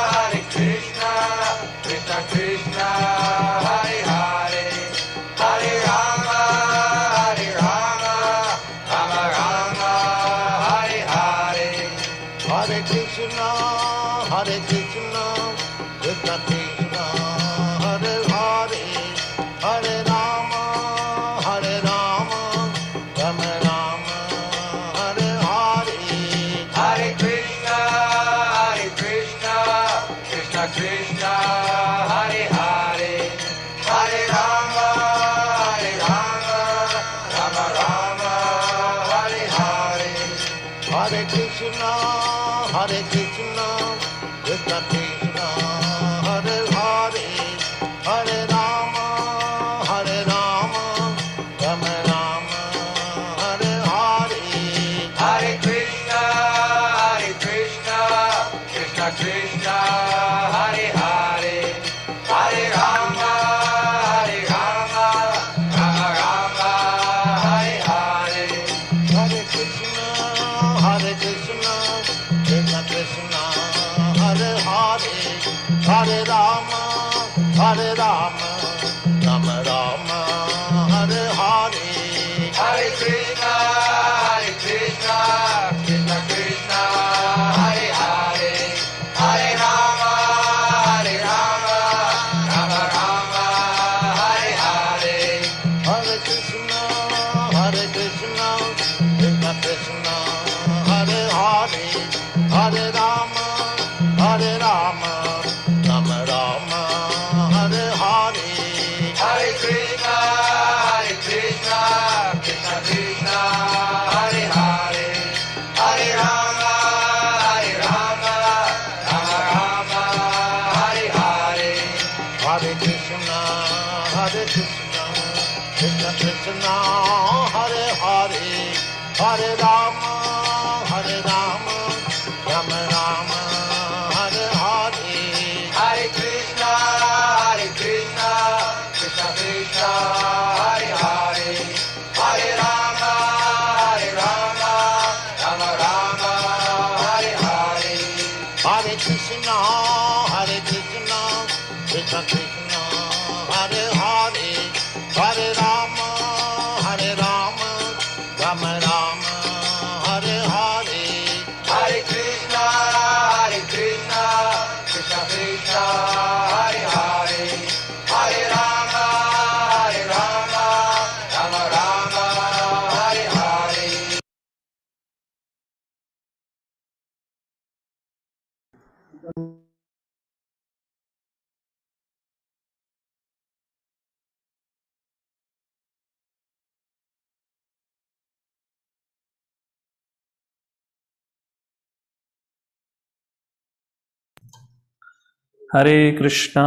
Hare Krishna, Krishna Krishna, Hare Hare. Hare Rama, Rama Rama, Hare Hare. So welcome back everyone after the break. Neha Prabhu, you have your hand up. You want to say something? Go ahead, please. Yes, Prabhu. Just on the point you had made before the break. So in this case, Prabhu, it was justified because everything was tried. So it's not that the violence was taken as the first step. Everything was tried to protect the dharma. But when it comes to protection of dharma, then in this case it was totally justified. Is that fair to say, Prabhu? Correct. Thank you. Correct answer. But my question was a little more on the generic side. Of course, in this case, it was justified as the reasons you mentioned, which is correct. But is a death punishment, which is highly debated today, argued against, even if you have a single death punishment? For example, you probably would be aware of what happened in Hyderabad, I believe, 2-3 years ago. An innocent girl was brutalized by some men, tortured and killed. And when the police took a strong action, and I'm just being impartially presenting the case here, and when the culprits, which was a proven fact, there was a camera feed and everything was there. When they were shot, many rejoiced, but there are certain, again, human rights activists who came and they protested against it. They filed a case that how can police take a violence, take an action? They should have gone to the court, etc., etc. The fair enough chance should have been given to these men also. How can you ask for a fair enough chance given to the men? But there are certain people with such rudimentary consciousness who raise their voices. So in this scenario also, death penalty, not everyone gets a death penalty. The rarest of the rare crime today is given a death penalty. In the Vedic time, there is no rarest rare. It's defined. If you're an aggressor, there's only one penalty, death penalty. Therefore, I asked the question, Because a lot of people raise this question, oh, in your Vedic scriptures, they encourage violence and things like that, Manusmrita particularly, etc., etc. So what's an answer for that? That was the question. The answer is correct in relate to Arjuna in relation to the context, but how would you generally answer as a point? Right, Prabhu, that in the Vedic literature, that is it that the thief of the wife or the Yeah, someone there are who's- six or eight kinds of aggressors who have to be given capital punishment. So how would you justify that in today's situation? What answer? Okay, Vaikuntpati Prabhu, please go ahead. Yeah. See, Prabhuji, you're muted. Kindly unmute yourself. Hare Krishna. yeah, the whole purpose of giving this capital punishment under the Vedic system is, can you hear? Yes. Yeah. So that, the person doesn't undergo punishment in his next life. Yes. Correct. Thank you. That's a very simple thing. But such a simple thing doesn't get into the heads of the complicated people today because they don't understand the concept of karma. Why there is, let me ask this question. Maybe let's ask Vaikuntpati Prabhu is there on the screen. Why there is so much hue and cry? Why people jump onto the street for against death penalty then? Is a lack of understanding of religion. Correct. Okay. Religion. Every religion is giving this punishment. Every religion rather recommends this type of. If you go to Islam or Christianity, wherever there is a talk of this capital punishment. God knows what all they recommend. Okay. But then the point is that because people are not taking up this religion very seriously and not understanding it, people are coming up with their own, with their own explanations and logic. Okay. Well, my take on this, which is correct, I would not bring religion because when religion comes, then a lot of, again, confusion comes. People have a lot of misunderstanding about what religion. But the point is, largely the missing point about who am I? I'm not the body but soul. Why people so vehemently oppose, they think this is the only life. And if you destroy this only life, then what's the point? So their opposition, the vehement opposition to this whole concept, which is stemming from largely from the European mindset, is because of this. They consider this to be the only life, and if you destroy it, then what's next? And this is part of the Abrahamic tradition. You have one life like that. Okay, so let's move forward. Let's a little bit take a look at the presentation. Where is our presentation? Here it is. I hope visible to all of you. And let's quickly rewind what we discussed or do a recap. Body-soul distinction, we talked about it. And then this is something from the purport. What is death is what we're going to discuss now. A little bit of summary of some key points which are going to happen now. What is death? Krishna answers in the 22nd verse and gives an analogy to explain Arjuna. And he says, Vasam shijinani yatha vihaya navani granati naro parani tatasharinani vihaya jirnani anyani samyati navani dehi. Vasam shijinani, just like your clothes, vastra, jirnani, jirna, becoming old. Just like your clothes becomes old, yatha vihaya, you give it up. And what you do? Navani granati, accept new. Similarly, naro pranani tata sharirani vihaya jirnani. Similarly, when the body, sharira, becomes old, vihaya jirnani, jirnani means old, becomes old, vihaya, you give it up. And what happens after giving up? Anyani samyati navani dehi. So, because Arjuna was disturbed about this whole, I have to kill my elders, etc. So Krishna says, well, this is just a matter of fact. You throw away your old clothes and get a new piece of clothes. So Arjuna, you're doing a favor to your old teacher and old grandfather by facilitating a new set of dress for them. Like that is the discussion happens here. Okay. And then what happens after death? Of course, this we discussed. Na jayate mriyate va kadachin. And what happens after death? Krishna says in the 27th verse, Jatasya hi dhruvo mrityu. The one who is born definitely would have to face death. Dhruvam janma mritasya cha. One who dies would definitely have to face birth. Tasmad apariyararthe. Therefore, again tasma, therefore. And this natural phenomenon, course of action, natam sochitam arhasi. Sochitam, why are you taking so much anxiety? There's no cause for it. Just like when there is a sunset, sunrise is inevitable. There's a law of course, or this is a course of action of this nature. It's going to happen. So you should not get disturbed like this. That's the point is mentioned here. So this is some of the things that we already discussed from our presentation right now so far. Don't be bewildered. And then 15th talked about tolerating the dualities. And then comes the 9 features of the soul. But before that 9 features of the soul, we'll read some more verses. Then we'll look at the 9 features of the soul. So text number 22, we already read it. About Vasam Sujinani, like that.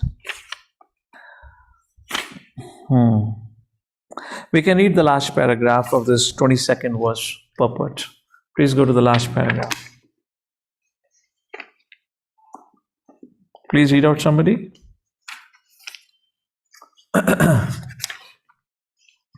Hare Krishna. Can't hear anyone if anyone is reading. Please read.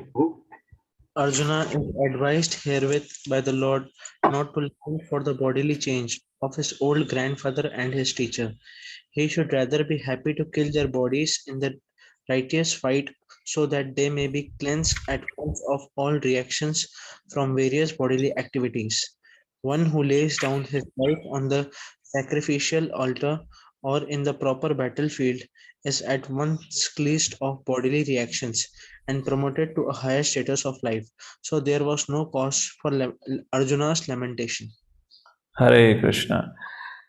23rd verse on we'll read. Just a recommendation here for everyone. These being an online batch, I would request everyone to take part. The reason why I ask you to read, so that, if in case you become a little tired, distracted, you regain your attention. So it's not that you just have to be a silent or passive listener. Please do take part. And therefore, we are asking for all of you to read. It's not that I can't read. I'm just facilitating so that your education happens properly. Otherwise, you might be in a different world altogether, It's not that easy to be present online. Text number 23 to text number 25. The theme here is life exists everywhere. Text number 23 to 25. Very interesting discussion, actually. Let's see. So now Arjuna said, right, I have a celestial weapon, my dear Lord. What about that? Krishna says, wait a second. Let me tell you what about that. Text number 23. Nainam chindanti shastrani, nainam dahati pavakaha, na chainam kledyanti apo, na sochyati marutaha. Na enam, this soul, chindanti shastrani, cannot be cut into pieces. Nainam dahati pavakaha, cannot be burnt by fire. Na chainam kledyanti apo, apo means water, cannot be drowned. Na sochati maruta, cannot be dried up. Very, very beautiful statement by Lord Shri Krishna here. So let's take a look at each of this line. Nainam chindanti shastrani, cannot be cut into pieces. Soul cannot be cut into pieces. This is another statement which debunks Mayavad philosophy. Brahman cannot become fragmented.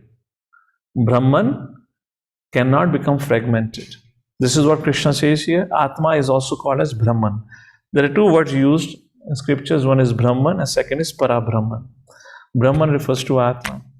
Krishna says Brahman cannot be divided, cannot be cut into pieces. Well, it cannot be cut into pieces, yet we exist. Brahman cannot be cut into pieces, yet we exist, which means all of us have our individual existence. 2nd chapter, verse number 12. Natum, name, what is that? Skipped. Natvam. Natu evaham.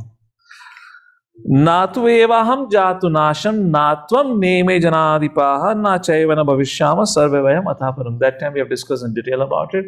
So this line again proves individuality. Otherwise, there is no other reasoning for us to exist, despite Brahman cannot be divided. First thing. Second, dahati pavakaha. It cannot be burnt. If it cannot be burnt, it proves the life existence sun. Yes or no? It proves a life existence sun. Bhagavad Gita itself makes a statement that there is a life on the sun planet. Where is that reference comes in Bhagavad Gita? Where there is an evidence of life existing on sun planet. Anyone? Hey, by the way, all of your hands are up for reading. You want to lower down your hand right now. So, I thought you have kind of guessed my question before even I said, and all of you raised your hands for answering the question. Okay. So, where does it in Bhagavad Gita it is mentioned the life exists on sun planet? Okay, Anshul, go ahead.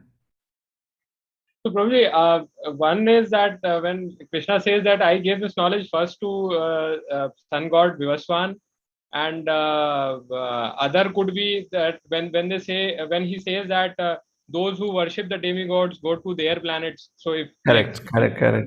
So when Krishna said, 4th chapter, verse number 1, I gave knowledge first to sun god, it was not that sun god was living in Lonavala Sun Villa.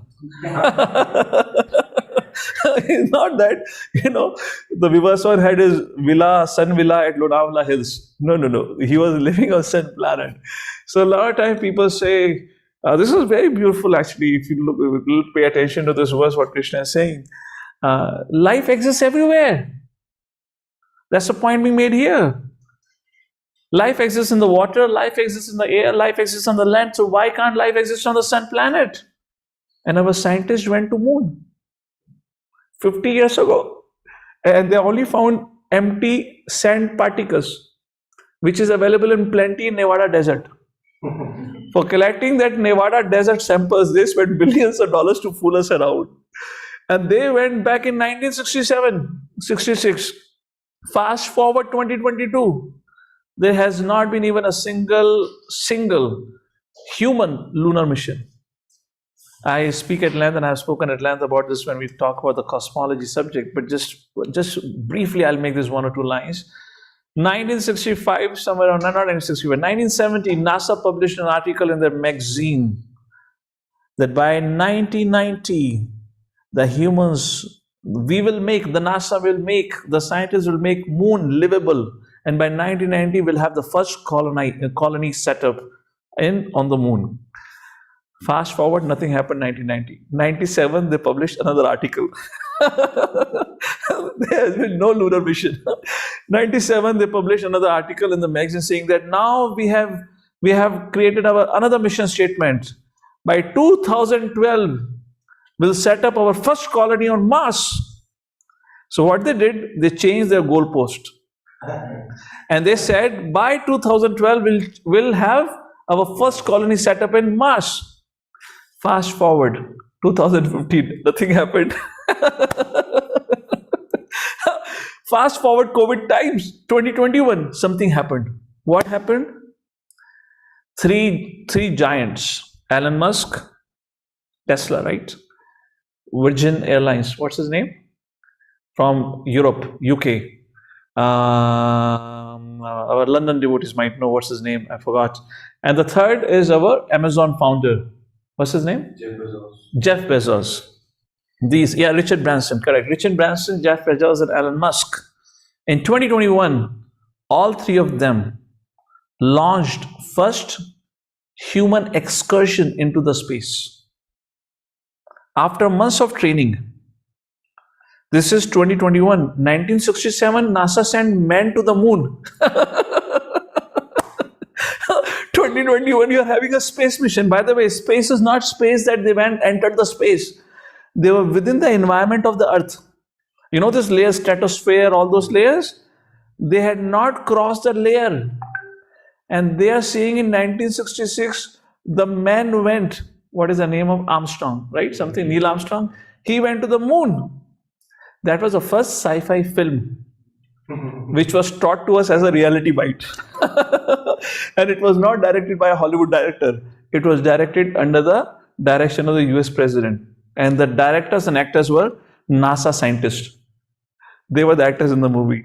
So this is all flaw. So however, of course, a lot of people got distracted that time, some left Prabhupada, whatnot. Why I made this point, because I remember meeting one Prabhupada disciple back in America those days, and he said, several people left. And then there were enough documentaries giving evidences that it never happened. So he told me, even when that incident happened, even I was very disturbed. But my god brother specified me, and thank God I stayed. Now, when I saw the documentary, he saw the documentary somewhere in the mid of 90s. He said, and this is, we were meeting us around 2007 or 2008. He said, when I saw the documentary, I was like, thank God. I did not leave Prabhupada. And I was wondering, what about those pity souls who left? If they would have to watch that documentary, they would definitely commit suicide. Because they left Prabhupada, they did all those and left this Krishna conscious movement and whatnot. And later on, they get to know that they made a sci-fi movie out of it. So, Nayanam dahati pavaka, na chayanam kledyanti apo. So, the point Srila Prabhupada makes, very beautiful point Prabhupada makes in one of his lecture on this particular shloka. Point that Krishna is saying life exists everywhere. And what is an example? Let me give an example. 3 years ago before COVID, 2019, we had taken our group to Badrinath Yatra. Some of you were there, Badrinath Yatra. So remember, we reached Joshimath just before Badrinath. So I remember waking up in the morning in that hotel where we had stayed, and after finishing morning duties and chanting and everything, when there was a sunlight, I came next to the window, opened the curtain just to see what is the Joshimath. I opened the window and it was something incredible that I cannot forget. This is a hilly area, so what is first floor, second floor doesn't make sense in hilly area. So apparently we are on the second floor, and when I opened the window, not opened the window, it was very cold outside. When I opened the curtain, I saw something outside the window. There was another building right connected to this hotel, and it was a first floor. It was a cement roof, and at the corner of the cement roof, there was this rose plant coming out from the cement floor, and which was filled with the most beautiful and huge roses that I have never seen in my life. And I remember looking at it thinking, oh my goodness, in Pune, Bombay, you put rose plant on the ground with all the fertilizers, still you don't get roses. Here in Joshimath, this rose plant is stemming out of the cement. So Prabhupada in one of his lectures makes a point that, how many times you have seen some life in the form of a plant manifesting. Hare Krishna. What happened? Okay, something happened to my laptop. I have to call our devotees. The light went on and off. We have to switch it on and off the camera on the main this thing. So anyway, still the camera gets rebooted here. I'm audible to everyone, right? So Prabhupada said that how many of us at times we have seen on the top of a little mountain which is nothing but a stone, a life stamps out, or on the top of a roof. So that makes a point that proves the life exists everywhere. That's the point being discussed here like that. Like this. Let's go to text number 24. Fine, working now? Yes. Text number 24. Achedyo yam madao yam aliktyo ashoshya evacha nitya sarvagata sthanur achalo ayam sanatanaha. There are features given. Please somebody read out the translation. Text number 24.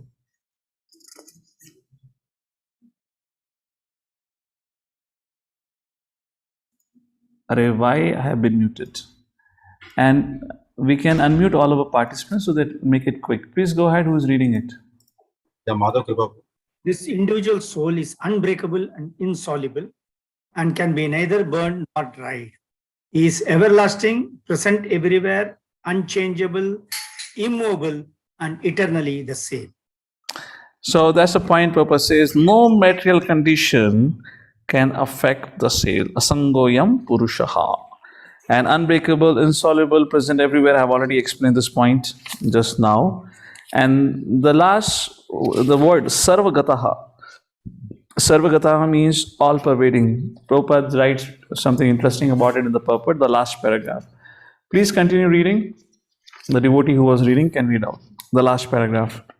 The word sarvagata, all pervading, is significant because there is no doubt that living entities are all over God's creation. They live on the land, water, in the air, within the earth, and even within fire. The belief that they are sterilized in fire is not acceptable because it is clearly stated here that the soul cannot be burned by fire. Therefore, there is no doubt that there are living entities also in the sun planet with suitable bodies to live there. If the sun globe is uninhabitable, then the word Sarvagata, living everywhere, becomes meaningless. How many of you have experienced sometimes when we read something, we find it a little bit unfathomable? It's difficult to comprehend. Raise your hands. Like, how is it ever possible?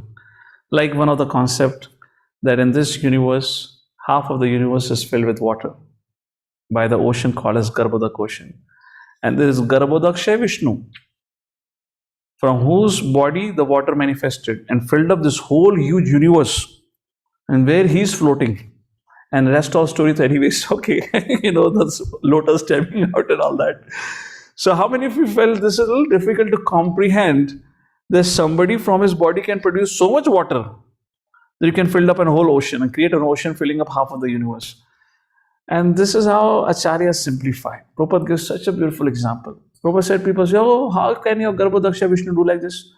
Prabhupada said, well, in summer season in the north, your body can produce enough sweat that if somebody has to collect, he can fill up a tumbler of water. You get your point?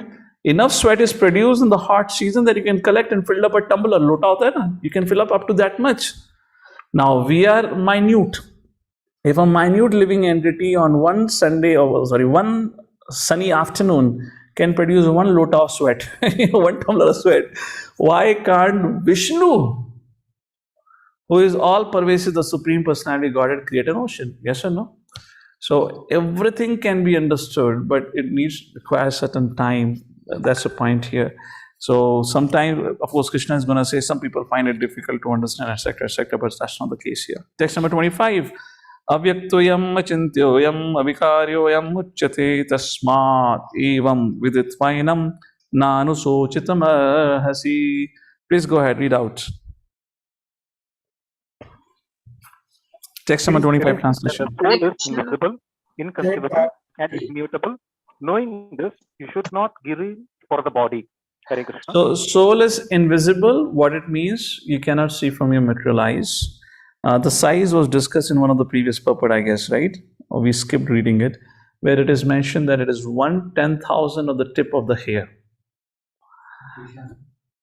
So 1/10,000 of the tip of the hair is the size of the soul. So if you are in a human body, this is my speculation. So you will consider the 1/10,000 tip of the human body hair. And if you are an ant body, so the size of the soul will be accordingly. I'm just making an assumption here. Because sometimes people may say, oh, you are such a huge body, you have soul of that size, of the size of this hair. How can in the bacteria? So I'm just making interpolation. I don't have a Shastri Praman, but this is what I can give an answer if in case somebody asks this question like that. So invisible, inconceivable. Again, as I said, how can Garbhodak Vishnu fill up the whole universe, half of the universe with water? Similarly, the potency of the soul is inconceivable. That soul never dies, cannot be divided, cannot be harmed. But see how much we are fearful for our well-being, for our survival. Inconceivable, immutable. It's unique. Therefore, we are said to be Prakriti. We cannot create anything. It's not that we can cause mutation. This all happens by the Supreme Personality Godhead, like that which is being mentioned here. Like this. Fine. So read out the last few lines of the purport. As eternally unchangeable, the soul remains atomic in comparison to the infinite Supreme Soul. Please go ahead and read. As eternally unchangeable, the soul remains atomic in comparison to the infinite Supreme Soul. The Supreme Soul is infinite and the atomic soul is infinitesimal. Therefore, the infinitesimal soul, being unchangeable, can never become equal to the infinite soul or the Supreme Personality of Godhead. This concept is repeated in the Vedas in different ways just to confirm the stability of the conception of the soul. Repetition of something is necessary in order that we understand the matter thoroughly without error. Hare Krishna. Hare Krishna. Anyways, the subject and self-repetition. Why repetition are there sometimes? But Prabhupada makes it very simple and clear so that we understand without error. Another aspect of inconceivable, Prabhupada explains that inconceivable potency is there even within us. And Prabhupada gives an example of the, nails, right? Nails. When you cut the nails, it grows up on its own. When you cut the hairs, it grows up on its own. It's inconceivable. How it is happening, we don't know. But it's happening. So like that, Prabhupada says, in the nature, there are so many inconceivable things happening. What is inconceivable means? The word inconceivable means which you cannot comprehend. What you cannot comprehend becomes incomprehensible. And what tiny brain can actually comprehend? So that's the point largely here. This is the discussion in 23 to 25th verse about the point of, what was that? The features of the soul, right? That's the point we're making. And let's come to the concluding section, a few verses of this, the section of Sankhya Yoga, 26 to 28 verse. There is a little bit of change of thought here. And there's another interesting discussion that comes up here. Verse number 26 to 28 is about what is an understanding of atheist about the existence of soul, or Buddhist, they are same. And what is the idea of karmavad? There is philosophy like karmavad, devavad, Buddhistvad, or Nastikvad. What is their understanding is what is being discussed from 26 verse onward. Let's see next, number 26. Atha chainam nityajatam nityam va manase mritam tatapi tvam mahabhaho nainam sochitam ahasi. Somebody read the translation, please. If, however, you think that the soul or the symptoms of life will always be born and die forever, you still have no reason to lament, O mighty armed. Hare Krishna. So, even if you think the soul will also die, this is again Nastikvad, right? Buddhist philosophy, one life. That is what being discussed. If you think that's also going to happen, again, you have no reason to lament. Why? Because that's a fact of life. You lament, may cry, whatever you do. The facts of life are not going to change. That's the point Prabhupada is making. That's the point Krishna is saying here. We'll discuss about Nastikvad shortly, but let's take a look. Prabhupada talks about this Nastikvad in the purport. Please read the first paragraph. There is always a class of philosophers, almost akin to the Buddhists, who do not believe in the separate existence of the soul beyond the body. When Lord Krishna spoke the Bhagavad Gita, it appears that such philosophers existed, and they were known as the Lokatikas and Vibhashikas. Such philosophers maintain that life symptoms take place at a certain mature condition of material combination. The modern material scientists and the material philosophers also think similarly. According to them, the body is a combination of physical elements, and at a certain stage, the life symptoms develop by interaction of the physical and chemical elements. The science of anthropology is based on this philosophy. Currently, many pseudo-religions, now becoming fashionable in America, are also adhering to this philosophy, as are the nihilistic, non-devotional Buddhist sects. Hare Krishna. So this is this whole. So why Krishna is saying, talking about even if you don't believe the soul is eternal, the soul dies, and there's a concept of one life, or even if there is a birth again, there's nothing to lament about it because you cannot change the fact. So perform your duty. So this is Nastikvad. This is their darshan. This is what their philosophy. Text number 27 talks about karmavad. What is karmavad? As you sow, as you everything is determined by your actions. Jatasya hi dhruvo mrityo dhruvam janma mritasya cha tasmad apriyarthe natam sochitam arhasi. Please read the translation. One who has taken his birth is sure to die, and after death, one is sure to take birth again. Therefore, in the unavoidable discharge of your duty, you should not lament.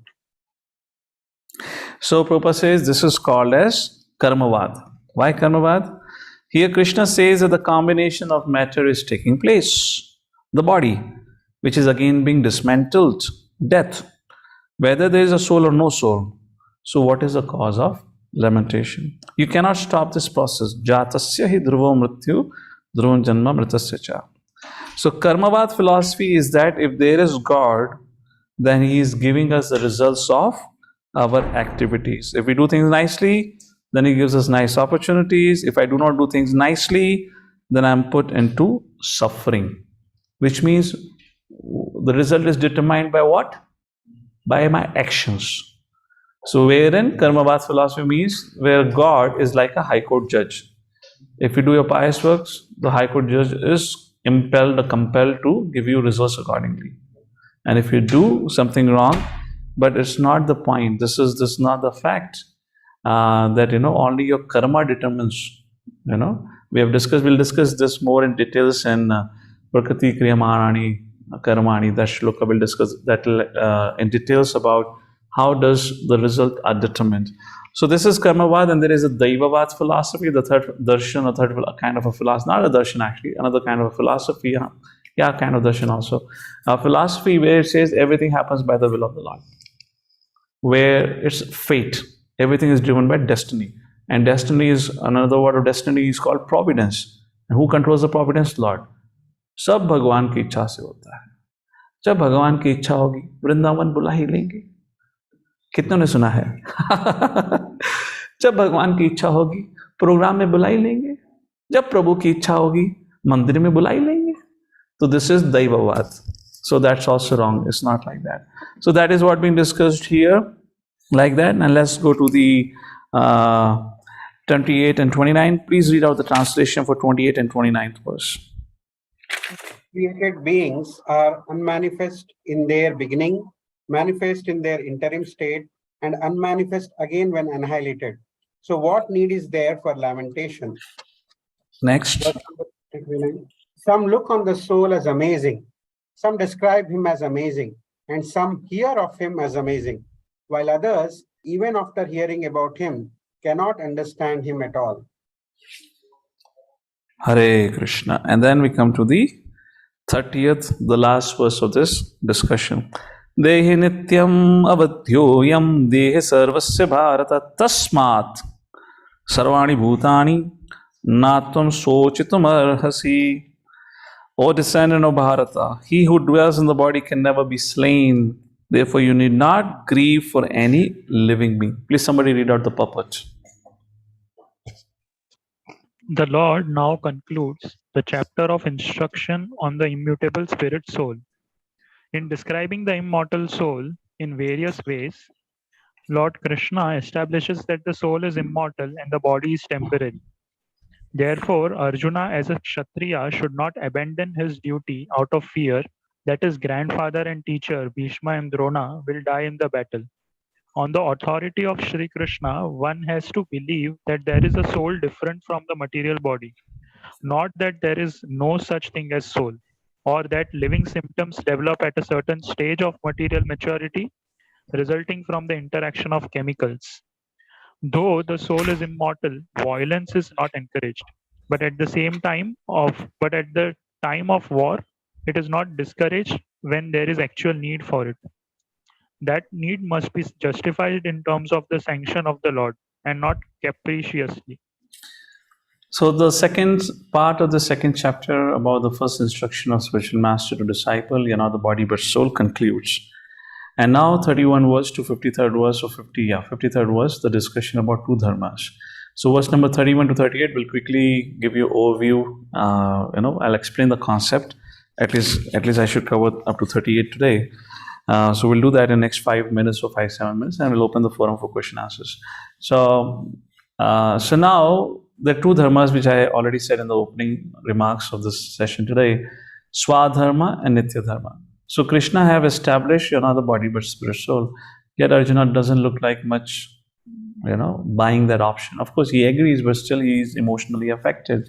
The whole point of discussing this, the body but the soul, but the spirit soul, is to bring him back on the platform of duty and rise above his emotional, all those upheavals which are happening. So now it's just like the carrot concept. hanging a carrot in front of the donkey. Something like that is going to happen, which Krishna is going to encourage Arjuna on his Swadharma. I'll speak about Swadharma and Nityadharma in details next week. Here right now, just to simplify, Krishna speaks to Arjuna about Karma Kanda. Arjuna, even for to live in this world, you have to perform action. And the action to fight in a war for the purpose of protecting dharma is sanctioned by scriptures. So it is not against dharma. So at least you perform the action of fighting. And what will happen when you fight? Two things are going to happen. Either you win or you lose. You win, you enjoy the fruits of your victory. You get the whole kingdom. So enjoy the life. You lose, which means you die. If you die, you go back to heaven. You ascended to the heaven. Again, you enjoy. So Arjuna, therefore, you should do your duty so that you can enjoy. However, if you do not do your duty and you walk away right now from this chariot to the forest, do you know what all going to happen? For a Kshatriya, infamy is worse than a death. And then Krishna gives him 3-4 reasons what all people will think. Somebody will call you coward. Somebody will call you, you are so weak-hearted, etc., etc. And then Krishna concludes, therefore, my instruction, my suggestion to you is, at least for your sake, for your interest, that's what Karma Kanda is. Karma Kanda is to follow the Vedic instructions. Hare Krishna. So therefore, what was I saying? Karma Kanda is where, God is not in the picture. We follow rules and regulation. It's like more of Purushartha, Dharma, Artha, Kama, Moksha. You follow Dharma so that you get Artha, so that you can enjoy Kama. That's the whole point. So let's quickly take a look at it. Swadharmam api chavekshya navikampitum arhasi dharmyadhi yudha shreyo anyat kshatriyasya na vidyate. Nitai Pran Prabhu, join me in reading translation. Read of the translation. Considering your specific duty as a Kshatriya, you should know that there is no better engagement for you than fighting on religious principle, and so there is no need for hesitation. So that's the point which is being highlighted in the purport. The duty is being encouraged by Krishna to Arjuna. And the very first point is, your violence that you're doing is recommended by the scriptures. So you're not acting adharmically. That's the first point. Text number 32. Yadrachaya chopapannam swargadvaram apavritam sukhina shatriha partha labante yuddhamidrasham. Go ahead. So Arjuna, so when Krishna said like this, Arjuna thought, well, what will I gain? Okay, this is you're saying is a religious fight, but what will I gain? Krishna answers. Text number 32. O Partha, happy are the Kshatriyas to whom such fighting opportunities come on sought, opening for them the doors of the heavenly planet. So here, the last paragraph of the purpose is, considering all aspects, Arjuna had no reason to refrain from fighting. If he should conquer his enemies, he would enjoy the kingdom. If he would die, he goes to heaven. Like that. The fighting would be for his benefit in either case. But then Arjuna thought, what if I still don't fight? Despite your hanging carrot, if I still won't take the carrot, what will happen? Are you going to kick me? Are you going to beat me with the stick or what? What's going to happen? Text number 33. Atha chetvam imam dharmyam sangramam nakarishyasi tataswadharmam kirtim cha hitva papam avapshasi. Translation. If, however, you do not perform your religious duty of fighting, then you will certainly incur sins of neglecting your duties and thus lose your reputation as a fighter. Text number 33 to 36, Krishna answers, what will happen if you don't fight? In this verse, it is said you will lose your reputation as a great fighter. Prabhupada writes in the purport, it is same Arjuna who had, fought with Lord Shiva, and even Lord Shiva could not defeat Arjuna. And being pleased by Arjuna, Lord Shiva gave him his Pashupati Astra. He was a favorite pupil of Dronacharya, etc., etc. Prabhupada. So he was a world-recognized, renounced fighter. No competitor was there like that. Text number 34. What else will happen if you don't fight? Akitim chapi bhutani katha yishyanti te avyaya Sambhavavitasya chakirte maranat atirichyate. People will criticize you forever. Translation. People will always speak of your infamy, and for a respectable person, dishonor is worse than death. Yeah, people will call you coward. You ran away. Prabhupada writes on the purport. Text number 35. Not only people will call you coward, will insult you, your enemies will mock you. भयाद्रणात् उप्रतं ममष्यन्ते त्वां महारथा येषां च त्वं बहुमतो भूत्वा यास्यसि लाघवम्. The great journals who have highly esteemed your name and fame will think that you have left the battlefield out of fear only, and thus they will consider you insignificant. And not only they'll consider you insignificant, they'll speak ill words against you. Text number 36. Avachya vadamscha bahun vadishanti tavahitaha nindantastava samarthyam tatho dukataram nukim. Your enemies will describe you in many unkind words and scorn your ability.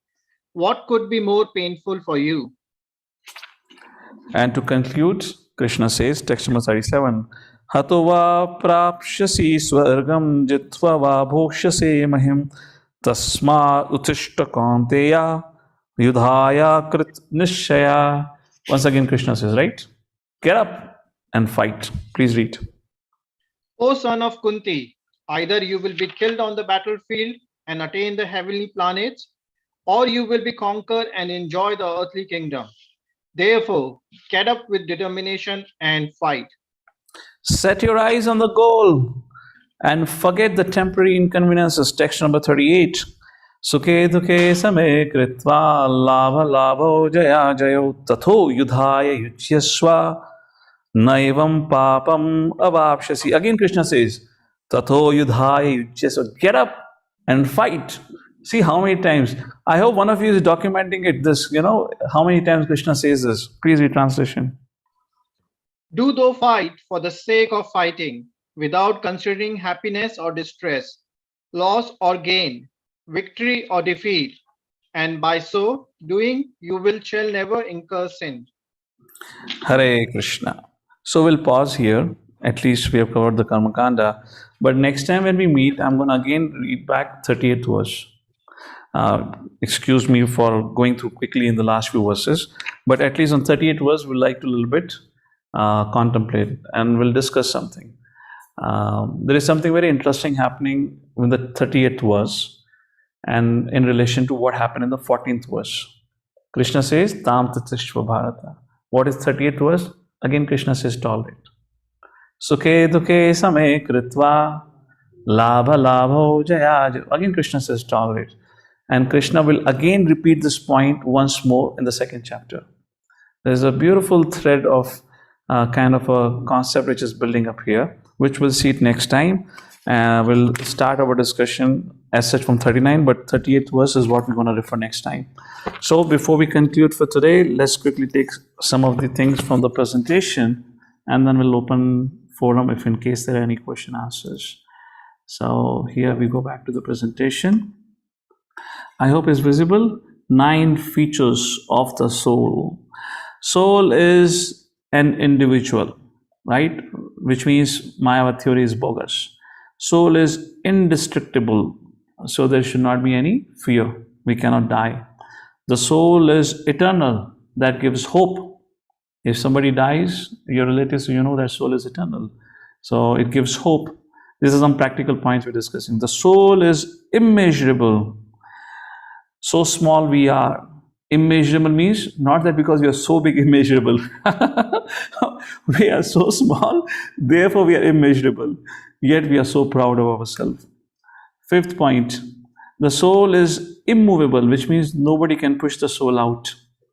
That's the whole point. Is the soul is immovable because it is spiritual, so it cannot happen like that.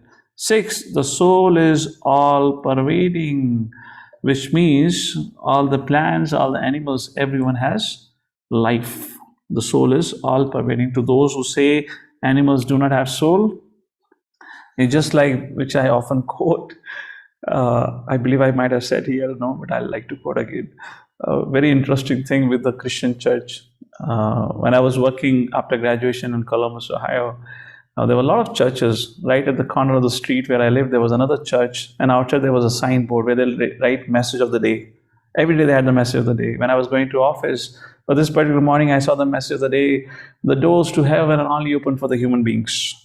I said, oh, what a great injustice. No trees, no plants, no animals. I came back in the evening, and suddenly there was additional entry allowed, permitted, tatkal ticket. Decided on the spot, somebody from the church, and it was written, the doors to the heaven are open only for the humans and the dogs. And dogs are given last minute entry. So I had a common friend in the church who also was studying along with me in the Ohio State University. So I contacted him. I was so restless to see what happened.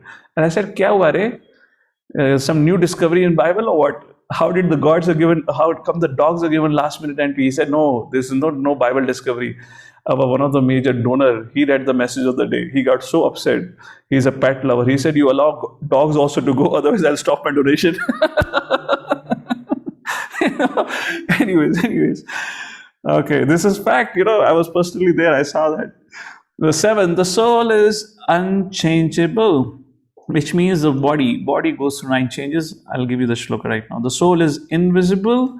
Only spiritual vision can help us. Sorry, not spiritual vision. Soul is invisible means faith cannot be seen from the material vision, but there is a process of accessing and perceiving the soul. And the 9th feature is the soul is inconceivable, which means cannot be perceived through material senses. Only through spiritual vision we can understand. So there are 9 stages given in the 11th chapter, 22nd chapter, verse number 48. Impregnation, gestation, birth, infancy, childhood, youth, middle age, old age, and death are the 9 ages of the body. With this, we'll conclude here. We'll take this section next week. What are the common misunderstanding about the soul? And there are 4 kinds of people we have considered, and we'll discuss their misunderstanding. So let me just see, what else do we have? Yeah. 2 duties, karma kanda we have already discussed. We'll see all this presentation next time. It will help in recap also. So fine. So we pause here for today. We discuss the nature and the feature of the soul. All those different things that Krishna mentions. And then finally we discuss about karma kanda, where Krishna says, Arjuna, at least fight for yourself. The very first point Krishna makes there is your act of violence for protecting dharma is not condemned by Vedic scriptures. So you should not be worried about it. So these were the 2 major subject matter for today. With that, we'll pause here. And one more quick thing, if in case before we take any questions. For how many of you here are right now from 2022 Bhakti Shastri batch? Can you please raise your hands? I would very much like to have a quick interaction because I want to know who all are the devotees. So those who all can just wait for 5-10 minutes after the class will interact, and for those remaining will interact some of the time, because otherwise time is not working out for me to have that interaction. All right, so maybe after question answers, when rest of the devotees quit, we can have a quick interaction here. All right, so thank you for all of you. I see a lot of hands up now. Any questions or any clarification? All of you need to lower down your hands, please. So our admins can manage. You can call out the name, Harinam Krishna Prabhu, Mother Medhavni, or Nitai, Grant, whoever you're there. Yeah, Medhini Mata, please go ahead. Hare Krishna Prabhu, Prabhu, in many verses he's telling that infamy is very bad for a respectable person, but in many cases he said we are told to ignore what criticism we get, and also to ignore the praises also that we get. So like it's two contradicting instructions, right? Say that again, Mahendra. Prabhuji, we saw that in many verses Krishna is saying that criticism is really very bad for a very respectable person, And many a times we hear saying that we should ignore all the criticism and the praises also. In other places we hear it. So these two are contradicting. Yeah, what was the So first point? What was the first point? Second point I got, ignoring both the praises and criticism. What was the first point? You're saying Krishna is saying that you will be insulted, right? That's the point you're yeah, he is making. telling Arjuna Correct, saying correct. is Correct. See, very, very valid question. When we read scriptures, we have to read it in totality. Actually, Krishna, this is not Krishna's main instruction. This is just one of the statement by Krishna just to encourage Arjuna to take up to Karma Kanda. Therefore, it's not that Krishna is saying, Arjuna, you'll be insulted, so you'll be hurt, and all that, and then Krishna says, Sukhe dukhe same kritva. So Krishna is not contradicting himself. It's just like you're taking a child from one level to another level and raising the level of consciousness. So this is not the ultimate instruction, but this is during the course of conversation, Krishna is raising the level of consciousness of Arjuna for him to understand the higher levels. So first he offered him a carrot, karma kanda. And then Krishna says, Sukhe dukhe same kritva. As I said, I have not explained that verse. We'll discuss that next week more in terms of tolerance and why Krishna is putting that verse there and what's its connection with the next section, Buddhi Yoga. The point of that verse in one line, you cannot really remain focused. I made that statement while discussing that verse. Remain focused on your goal. Don't get distracted. And what are the distractions? Praises are distractions, and equivalently, insults are distractions. When we are praised, we become highly elated and we forget what exactly are we supposed to do. Similarly, when we are criticized, we feel like hopeless. Why am I doing it? So Krishna says, no, stay focused. So even that has to be tolerated. Why? Because the next verse Krishna says to practice Buddhi Yoga. This verse kind of acts as a prelude to what's going to happen in 39th verse. Because higher than doing it for yourself is to do it for Krishna. Now, do it for yourself is easy for everyone, right? To do it for Krishna is not easy. Therefore, if I have to give you, if I have to make a little statement on politics from Mahabharata and relate to more modern scenario. So let me just make the statement. Let's see. For example, Duryodhan and the camp, not the camp, but Duryodhan and his brothers, whereas Pandavas, Duryodhan and his camp, which means his brothers, had a perfect unity. They never contradicted each other. Whereas Pandavas had always some other contradiction, arguments and whatnot. So why Duryodhan and his brothers never had a conflict? Because they were aiming for low-hanging fruit. There's a concept of low-hanging fruit and high-hanging fruit in management language. They talk about it. Because their goal was, something which is very accessible. They wanted wealth. They wanted to enjoy their life. Therefore, people came together to unite together. Whereas Pandavas were trying to fulfill the desire of Krishna, which is a high-hanging fruit. Access Krishna is also not that easy. It's a lifelong effort. Even for Krishna to wipe off Krishna, the Supreme Personality Godhead, who could have just snapped his finger and destroyed all adharmic people, for him to do it, it took 89 years. Krishna was 89 years old when the 18 days of war happened. And by that time it says that, finally now most of the Asuric kind of people have died. So the point of this, I kind of lost the chain of thoughts what I was making. So similarly in today's society, if you see, there are a group of religions of the people who come together because the religion is offering them low-hanging fruits, hanging them apsaras, right? Offering them some money.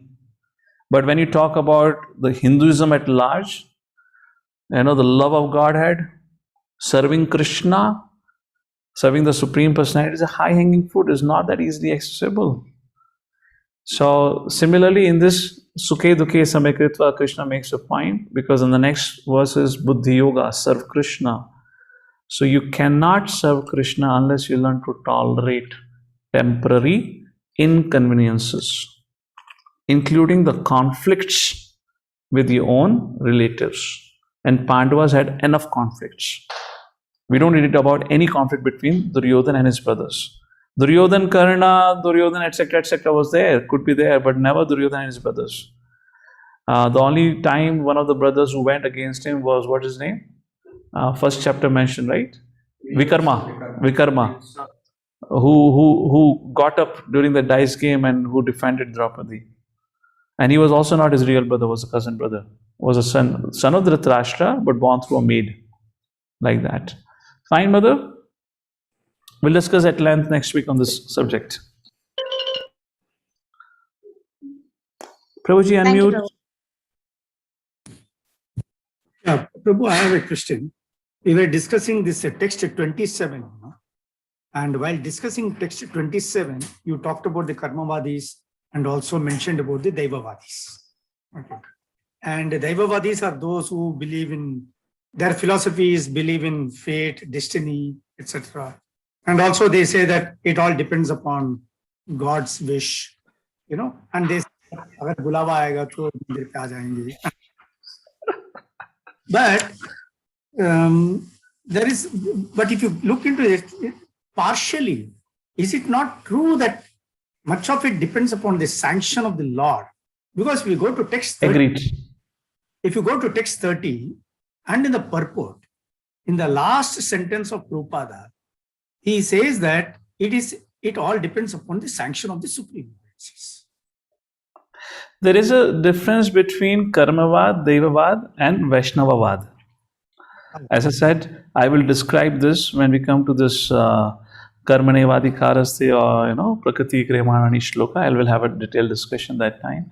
Daivavad has an exclusive understanding, only Daiva can do everything. Therefore, such people becomes lazy. They don't take an initiative. So when Prabhupada says it all depends on the will of the Lord, yes, but the will of the Lord will only happen. If it was all the will of the Lord, then why would Krishna encourage Arjuna to fight? Krishna is encouraging Arjuna to take an initiative.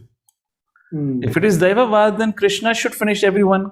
Krishna did finish everyone. There is no meaning of Bhagavad Gita where Krishna should inspire or encourage Arjuna to take an initiative. So there is Karmavad, Daivavad, there is Vaishnavavad. Okay, we'll discuss that. Thank you.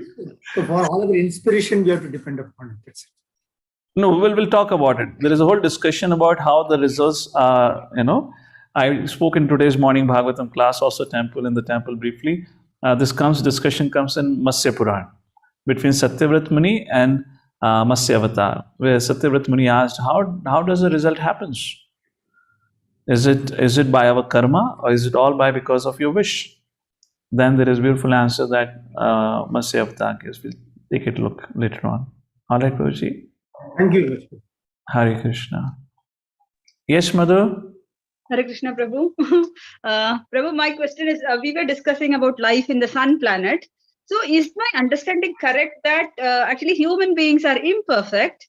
So we cannot see or we cannot know everything what is there. So even in the sun planet, there is a life, but we are not able to see it. 200% correct, Mataji. This will be a more practical way of telling people, yeah, there is a life in the sun planet and we are not able to actually know. No. That is impractical way of telling people. Don't tell like that. So when you have to, if in case a discussion happens ever on this, so first of all, you have to establish the 4 defects. Yeah, correct. Okay, so once you establish the 4 defects, understand that these are the misgivings with us. Then second, establish that life exists everywhere. And you can quote an example that I was saying that, Joshimath, on the top of the roof, there was a plant, or Prabhupada says on the top of a mountain, which is nothing but boulders, suddenly some plant manifests, which means life exists everywhere. Life exists on land, life exists on air, life exists within water. And Bhagavad Gita. Now come to Bhagavad Gita. Krishna says, the soul cannot be burnt, soul cannot be drowned, soul cannot be dried up. If it cannot be dried up, is in the air, it cannot be drowned, is in the water, then why it cannot, that Krishna's third statement, the soul cannot be burnt, would also not be true. Hence proves life exists in the sun planet. All right. So, like that, systematically we can build it up. Yes, Prabhu, Madhu. one more, just another thing, Prabhu. In 2.22, Prabhupada talks about this Mundaka Upanishad and talks about the two birds which are in this is a soul and super soul, and one bird looking at the other bird, Paramatma looking at the Atma, and just when the Atma is going, how do we we understand that we are the eternal servants of the Lord and all, but how do we actually understand this more properly, Prabhu? So, how it is described on the body, on the tree of this body, on the branch, there are two souls. Two souls means, Atma and Paramatma sitting on the branch, where Paramatma is looking at us, but we are looking in the other direction. An example is the tree which is producing fruits. So one of the bird is very much attached to the fruits of the tree. So therefore, and gets very much affected with what happens with the tree. So that bird is constantly affected by the changes of the tree, whereas other bird is totally unaffected. So that bird becomes an observer, sakshi. And that bird sees all our actions that we do. Not only do, what we think also. So that's it. There are two birds. One is totally restless, and the bird says, "This is my house. This is what it belongs to me." And if the tree sheds leaves in the spring season, the bird begins, to cry. When it produces nice fruits post monsoon season, becomes elated. So that's Atma. Whereas Paramatma is not affected. And the same Paramatma is sitting on the tree of the body of every living entity. Like that. Yet, this is an analogy. This is not a factual description. This is an analogy to explain how we become attached to this body due to misidentification. Factually, soul is unaffected. What has happened? Because we, out of our envy and reasons, we are here in the material world. We are surrounded by these 5 ears. So there, the discussion was not too much in details. Prabhupada didn't write much there. But the process of Hatha Yoga is to purify these 5 ears. And once that is purified, therefore in Hatha Yoga there is a lot of breathing exercises, emphasis on everything on breathing exercise. And by purification of that, so that's a whole process of purification actually. But that process is very long process. Hundreds and thousands of years are required for that practice. So that's the whole idea. And there Prabhupada writes, the soul is always unaffected. But it has been put into the condition because of our desire. So there's a whole desire management discussion that happens in the 5th chapter. So we'll see that how everything at that point of time, when Krishna mentions 5th chapter, everything happens because of our desires. Everything like that. Fine? Yes, sir. Hare Krishna. Yes, Jai Prabhu. Prabhuji, I have 2 questions. So for this, we like in couple of places we discussed, like for example in verse 30, we discussed that our actions must be justified in terms of sanction of the Lord and not capriciously. And then you were also describing about how if someone does a punishment, the Hyderabad case study that you were presenting. So what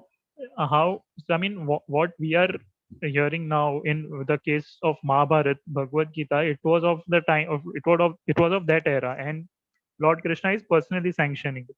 Now today we understand that corresponding we can rely on devotees and scriptures, but the case study of say Hyderabad, it is the judicial system of India, and that is created by few human beings. So even in this particular Hyderabad case, it was totally justified, and I am also of the opinion that terrorists should be given severe punishments, whatnot. But how can we rely on the laws created by humans when we take today's law and say that killing is justified if dharma is violated? Because they are not relying on Bhagavad Gita to create their laws. So what's the question? So how do we say? So is it the correct understanding that that Supreme Court judge giving a statement for killing someone? See, we have no justified? control. We had no control on the judiciary, and that's neither our objective. We are here to understand the Lord's creation and the Lord's dharmas.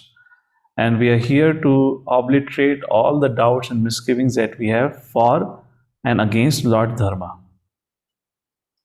We are discussing so that we should not have any doubt about why Lord is encouraging Arjuna for violence. That's our discussion. Our discussion here is not that, let's start some application and signature application that how the judiciary should forgive all those Hyderabad cows. That's not a discussion at all. That's just an example I quoted to help you understand. Help you understand what? Krishna's creation, Krishna's codes of conduct. So that tomorrow nobody can challenge you or misguide you saying that Sri Krishna encourages violence in Bhagavad Gita. Arjuna killed Yudhishthira was correct. He should have gone to the forest because he was, after all, responsible for the death of 60 crore people. When you hear things like that, you should not shake over. What is it? Because we are very less in touch with the spiritual wisdom as we are in touch with the material knowledge. And we are largely affected by it. Therefore, I made these points particularly just to shake us up. Our belief system that compassion is the highest. And we have had recently in the recent history of personality who said, no, you slept here, slept everywhere. Non-violence is the Parodharma. That's not that person did not even quote the full verse from Mahabharata. We have discussed this in our Mahabharata series. Ahimsa is not Parodharma. The whole verse says something else actually. That verse was as much as Karmanayavadhikaraste. The whole truth was not presented even in that sense. Okay? All right? Prabhu, there is another one question that I have, if I can ask. Yes. Prabhuji, for this NASA theory that you were mentioning again, I mean, ISRO has also gone and other countries have also gone, right? So at least even if they went on, like I remember Prabhupada, there is another statement by Prabhupada where he says it was not moon, they went on Rahu, the planet that is mentioned. So, I mean, we cannot say that they never went, right? They went, but they might have not gone on the planets. See, they never went. Machines went. You're becoming victim of misidentification. They never went. Machines went. They have sent a machine. And which never went we are discussing about is 1966 case. Now, 50, 60 years later, they're able to send machine. Nobody's denying. And Elon Musk went up in the space. No one is denying. But the point, therefore, I gave you the whole history of the scenario. What they claimed and what they're able to do now. And what they're able to do now is nothing in comparison to what they claimed have done in 1966. That was a whole discussion. I'm not saying the Elon Musk did not fly or the lunar mission of India was a false. No, that's not the point. But what false promises? They said we went to moon. Neil Armstrong landing on the moon. What a lie was it? What a lie. Okay? Anyone else? Prabhuji, I have a question. Who is speaking? Madhav Kripadas. Yes, Madhav Kripadas. Where are you? Can't see you. I'm in Pune, Okay. Prabhuji. No problem. Go ahead. Yes, Madhav Prabhu. So, Prabhuji, there was a specific verse where you mentioned that, Krishna is saying that he has heard it, and then the Ukta word which Yes. specified, Yes. right? Yes. So some Mayavadis or people who aren't devotees take this as a reference and quote that, Krishna also is quoting someone else, and he is just passing on the knowledge. He is not the, true Bhagavan, or, the way we say it. So, I mean, it just occurred to me when you said that. Before that, I was not aware that there is specific word here.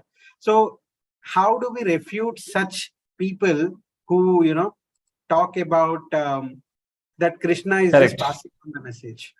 So there are enough claims in Bhagavad Gita itself. Mataha paratram nanyat kinchit asti dhananjaya. There is no cause than I. Aham sarvasya prabhavu. So that proves Krishna is a Supreme Personality Godhead. And therefore, Prabhupada clearly mentions the idea here is parampara system, even Supreme Personality of Godhead. Why does Krishna, even if that question can be raised, and question can be raised, why Krishna had to go to Sandipani Muni ashram? Right? It's the same question, right? So, I mean, I can loosely say maybe he heard for Satyamani, but he went to ashram. Nonetheless, we know the fact. So, why did Krishna went to ashram? Not that he needed a guru. Why Chaitanya Mahaprabhu went to our Ishwarpuri, right? He didn't need a guru. Why did Lord Ram accept Vishwamitra Muni as his guru? He didn't need a guru like that.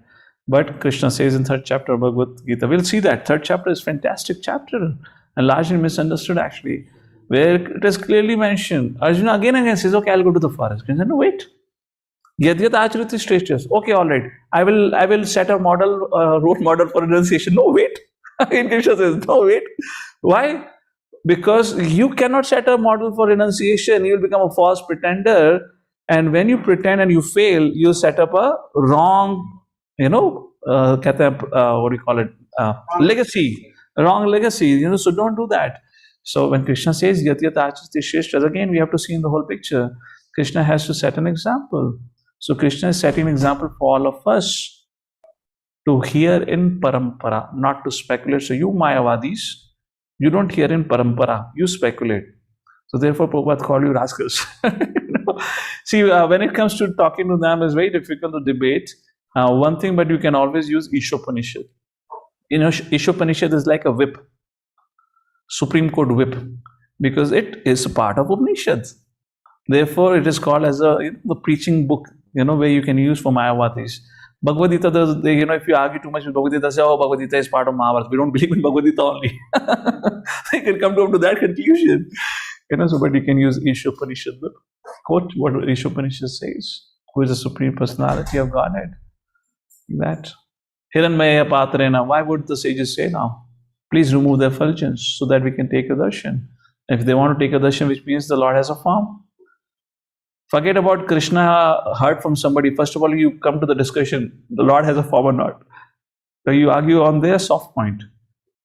Okay, Madhu Prabhu? Thanks. Hare Krishna. Two more hands I can see. So you want to take up? We'll quickly take from our Padma Govind Prabhu and Sarakshi, and Mother Varsha can send me a message because I have to have a quick interaction with other devotees here. Yes, Padma Govind Prabhu. Hare Krishna Prabhuji, before just breaking up, you said you will be giving a food of thought. Then you told us why death sentence is recommended. And after coming back, you told that Krishna answered this question in verse number 22. Prabhuji, here I am having one doubt because whatever the justice that is now being done in material world, it all depends upon the wisdom of the judge. And all these qualities come from Krishna. So can we take that Krishna through these judges are imposing these punishments, hence it can't be treated as violence? No. That's I would say that's a wrong understanding. Yes, if that's the case, then one who committed a terrorist act, that was also sanctioned by the Lord. Isn't it? So it means ultimately the Lord is a terrorist because he sanctioned. Why did he sanction? So what's the purpose of karma, law of karma then? So hold on to this question. When I speak about desire management in the 5th chapter, I will explain these 3 doers. That time we'll take this question, then that whole concept will make it clear for you. All right? Okay, Hare Krishna. Yes, Mother Sarakshi. Hare Krishna, Prabhuji, Danvat Pranam. So, Prabhuji, my question is from sloka number 12, where in the purport, Prabhupada says that a common man with all the 4 defects of human frailty is unable to teach that which is worth learning. So, what 4 defects is the Prabhupada? MISC. M, mistakes. I, imperfect senses. Or I, you can say illusion. S for imperfect senses. C for cheating propensity. MISC. All right. So thank you all for joining in for today's discussion. Jagadguru Srila Prabhupada ki. We'll continue our discussion next week from verse number 39, and maybe if Krishna willing, we'll cover up the whole chapter up to 72 verse like that. So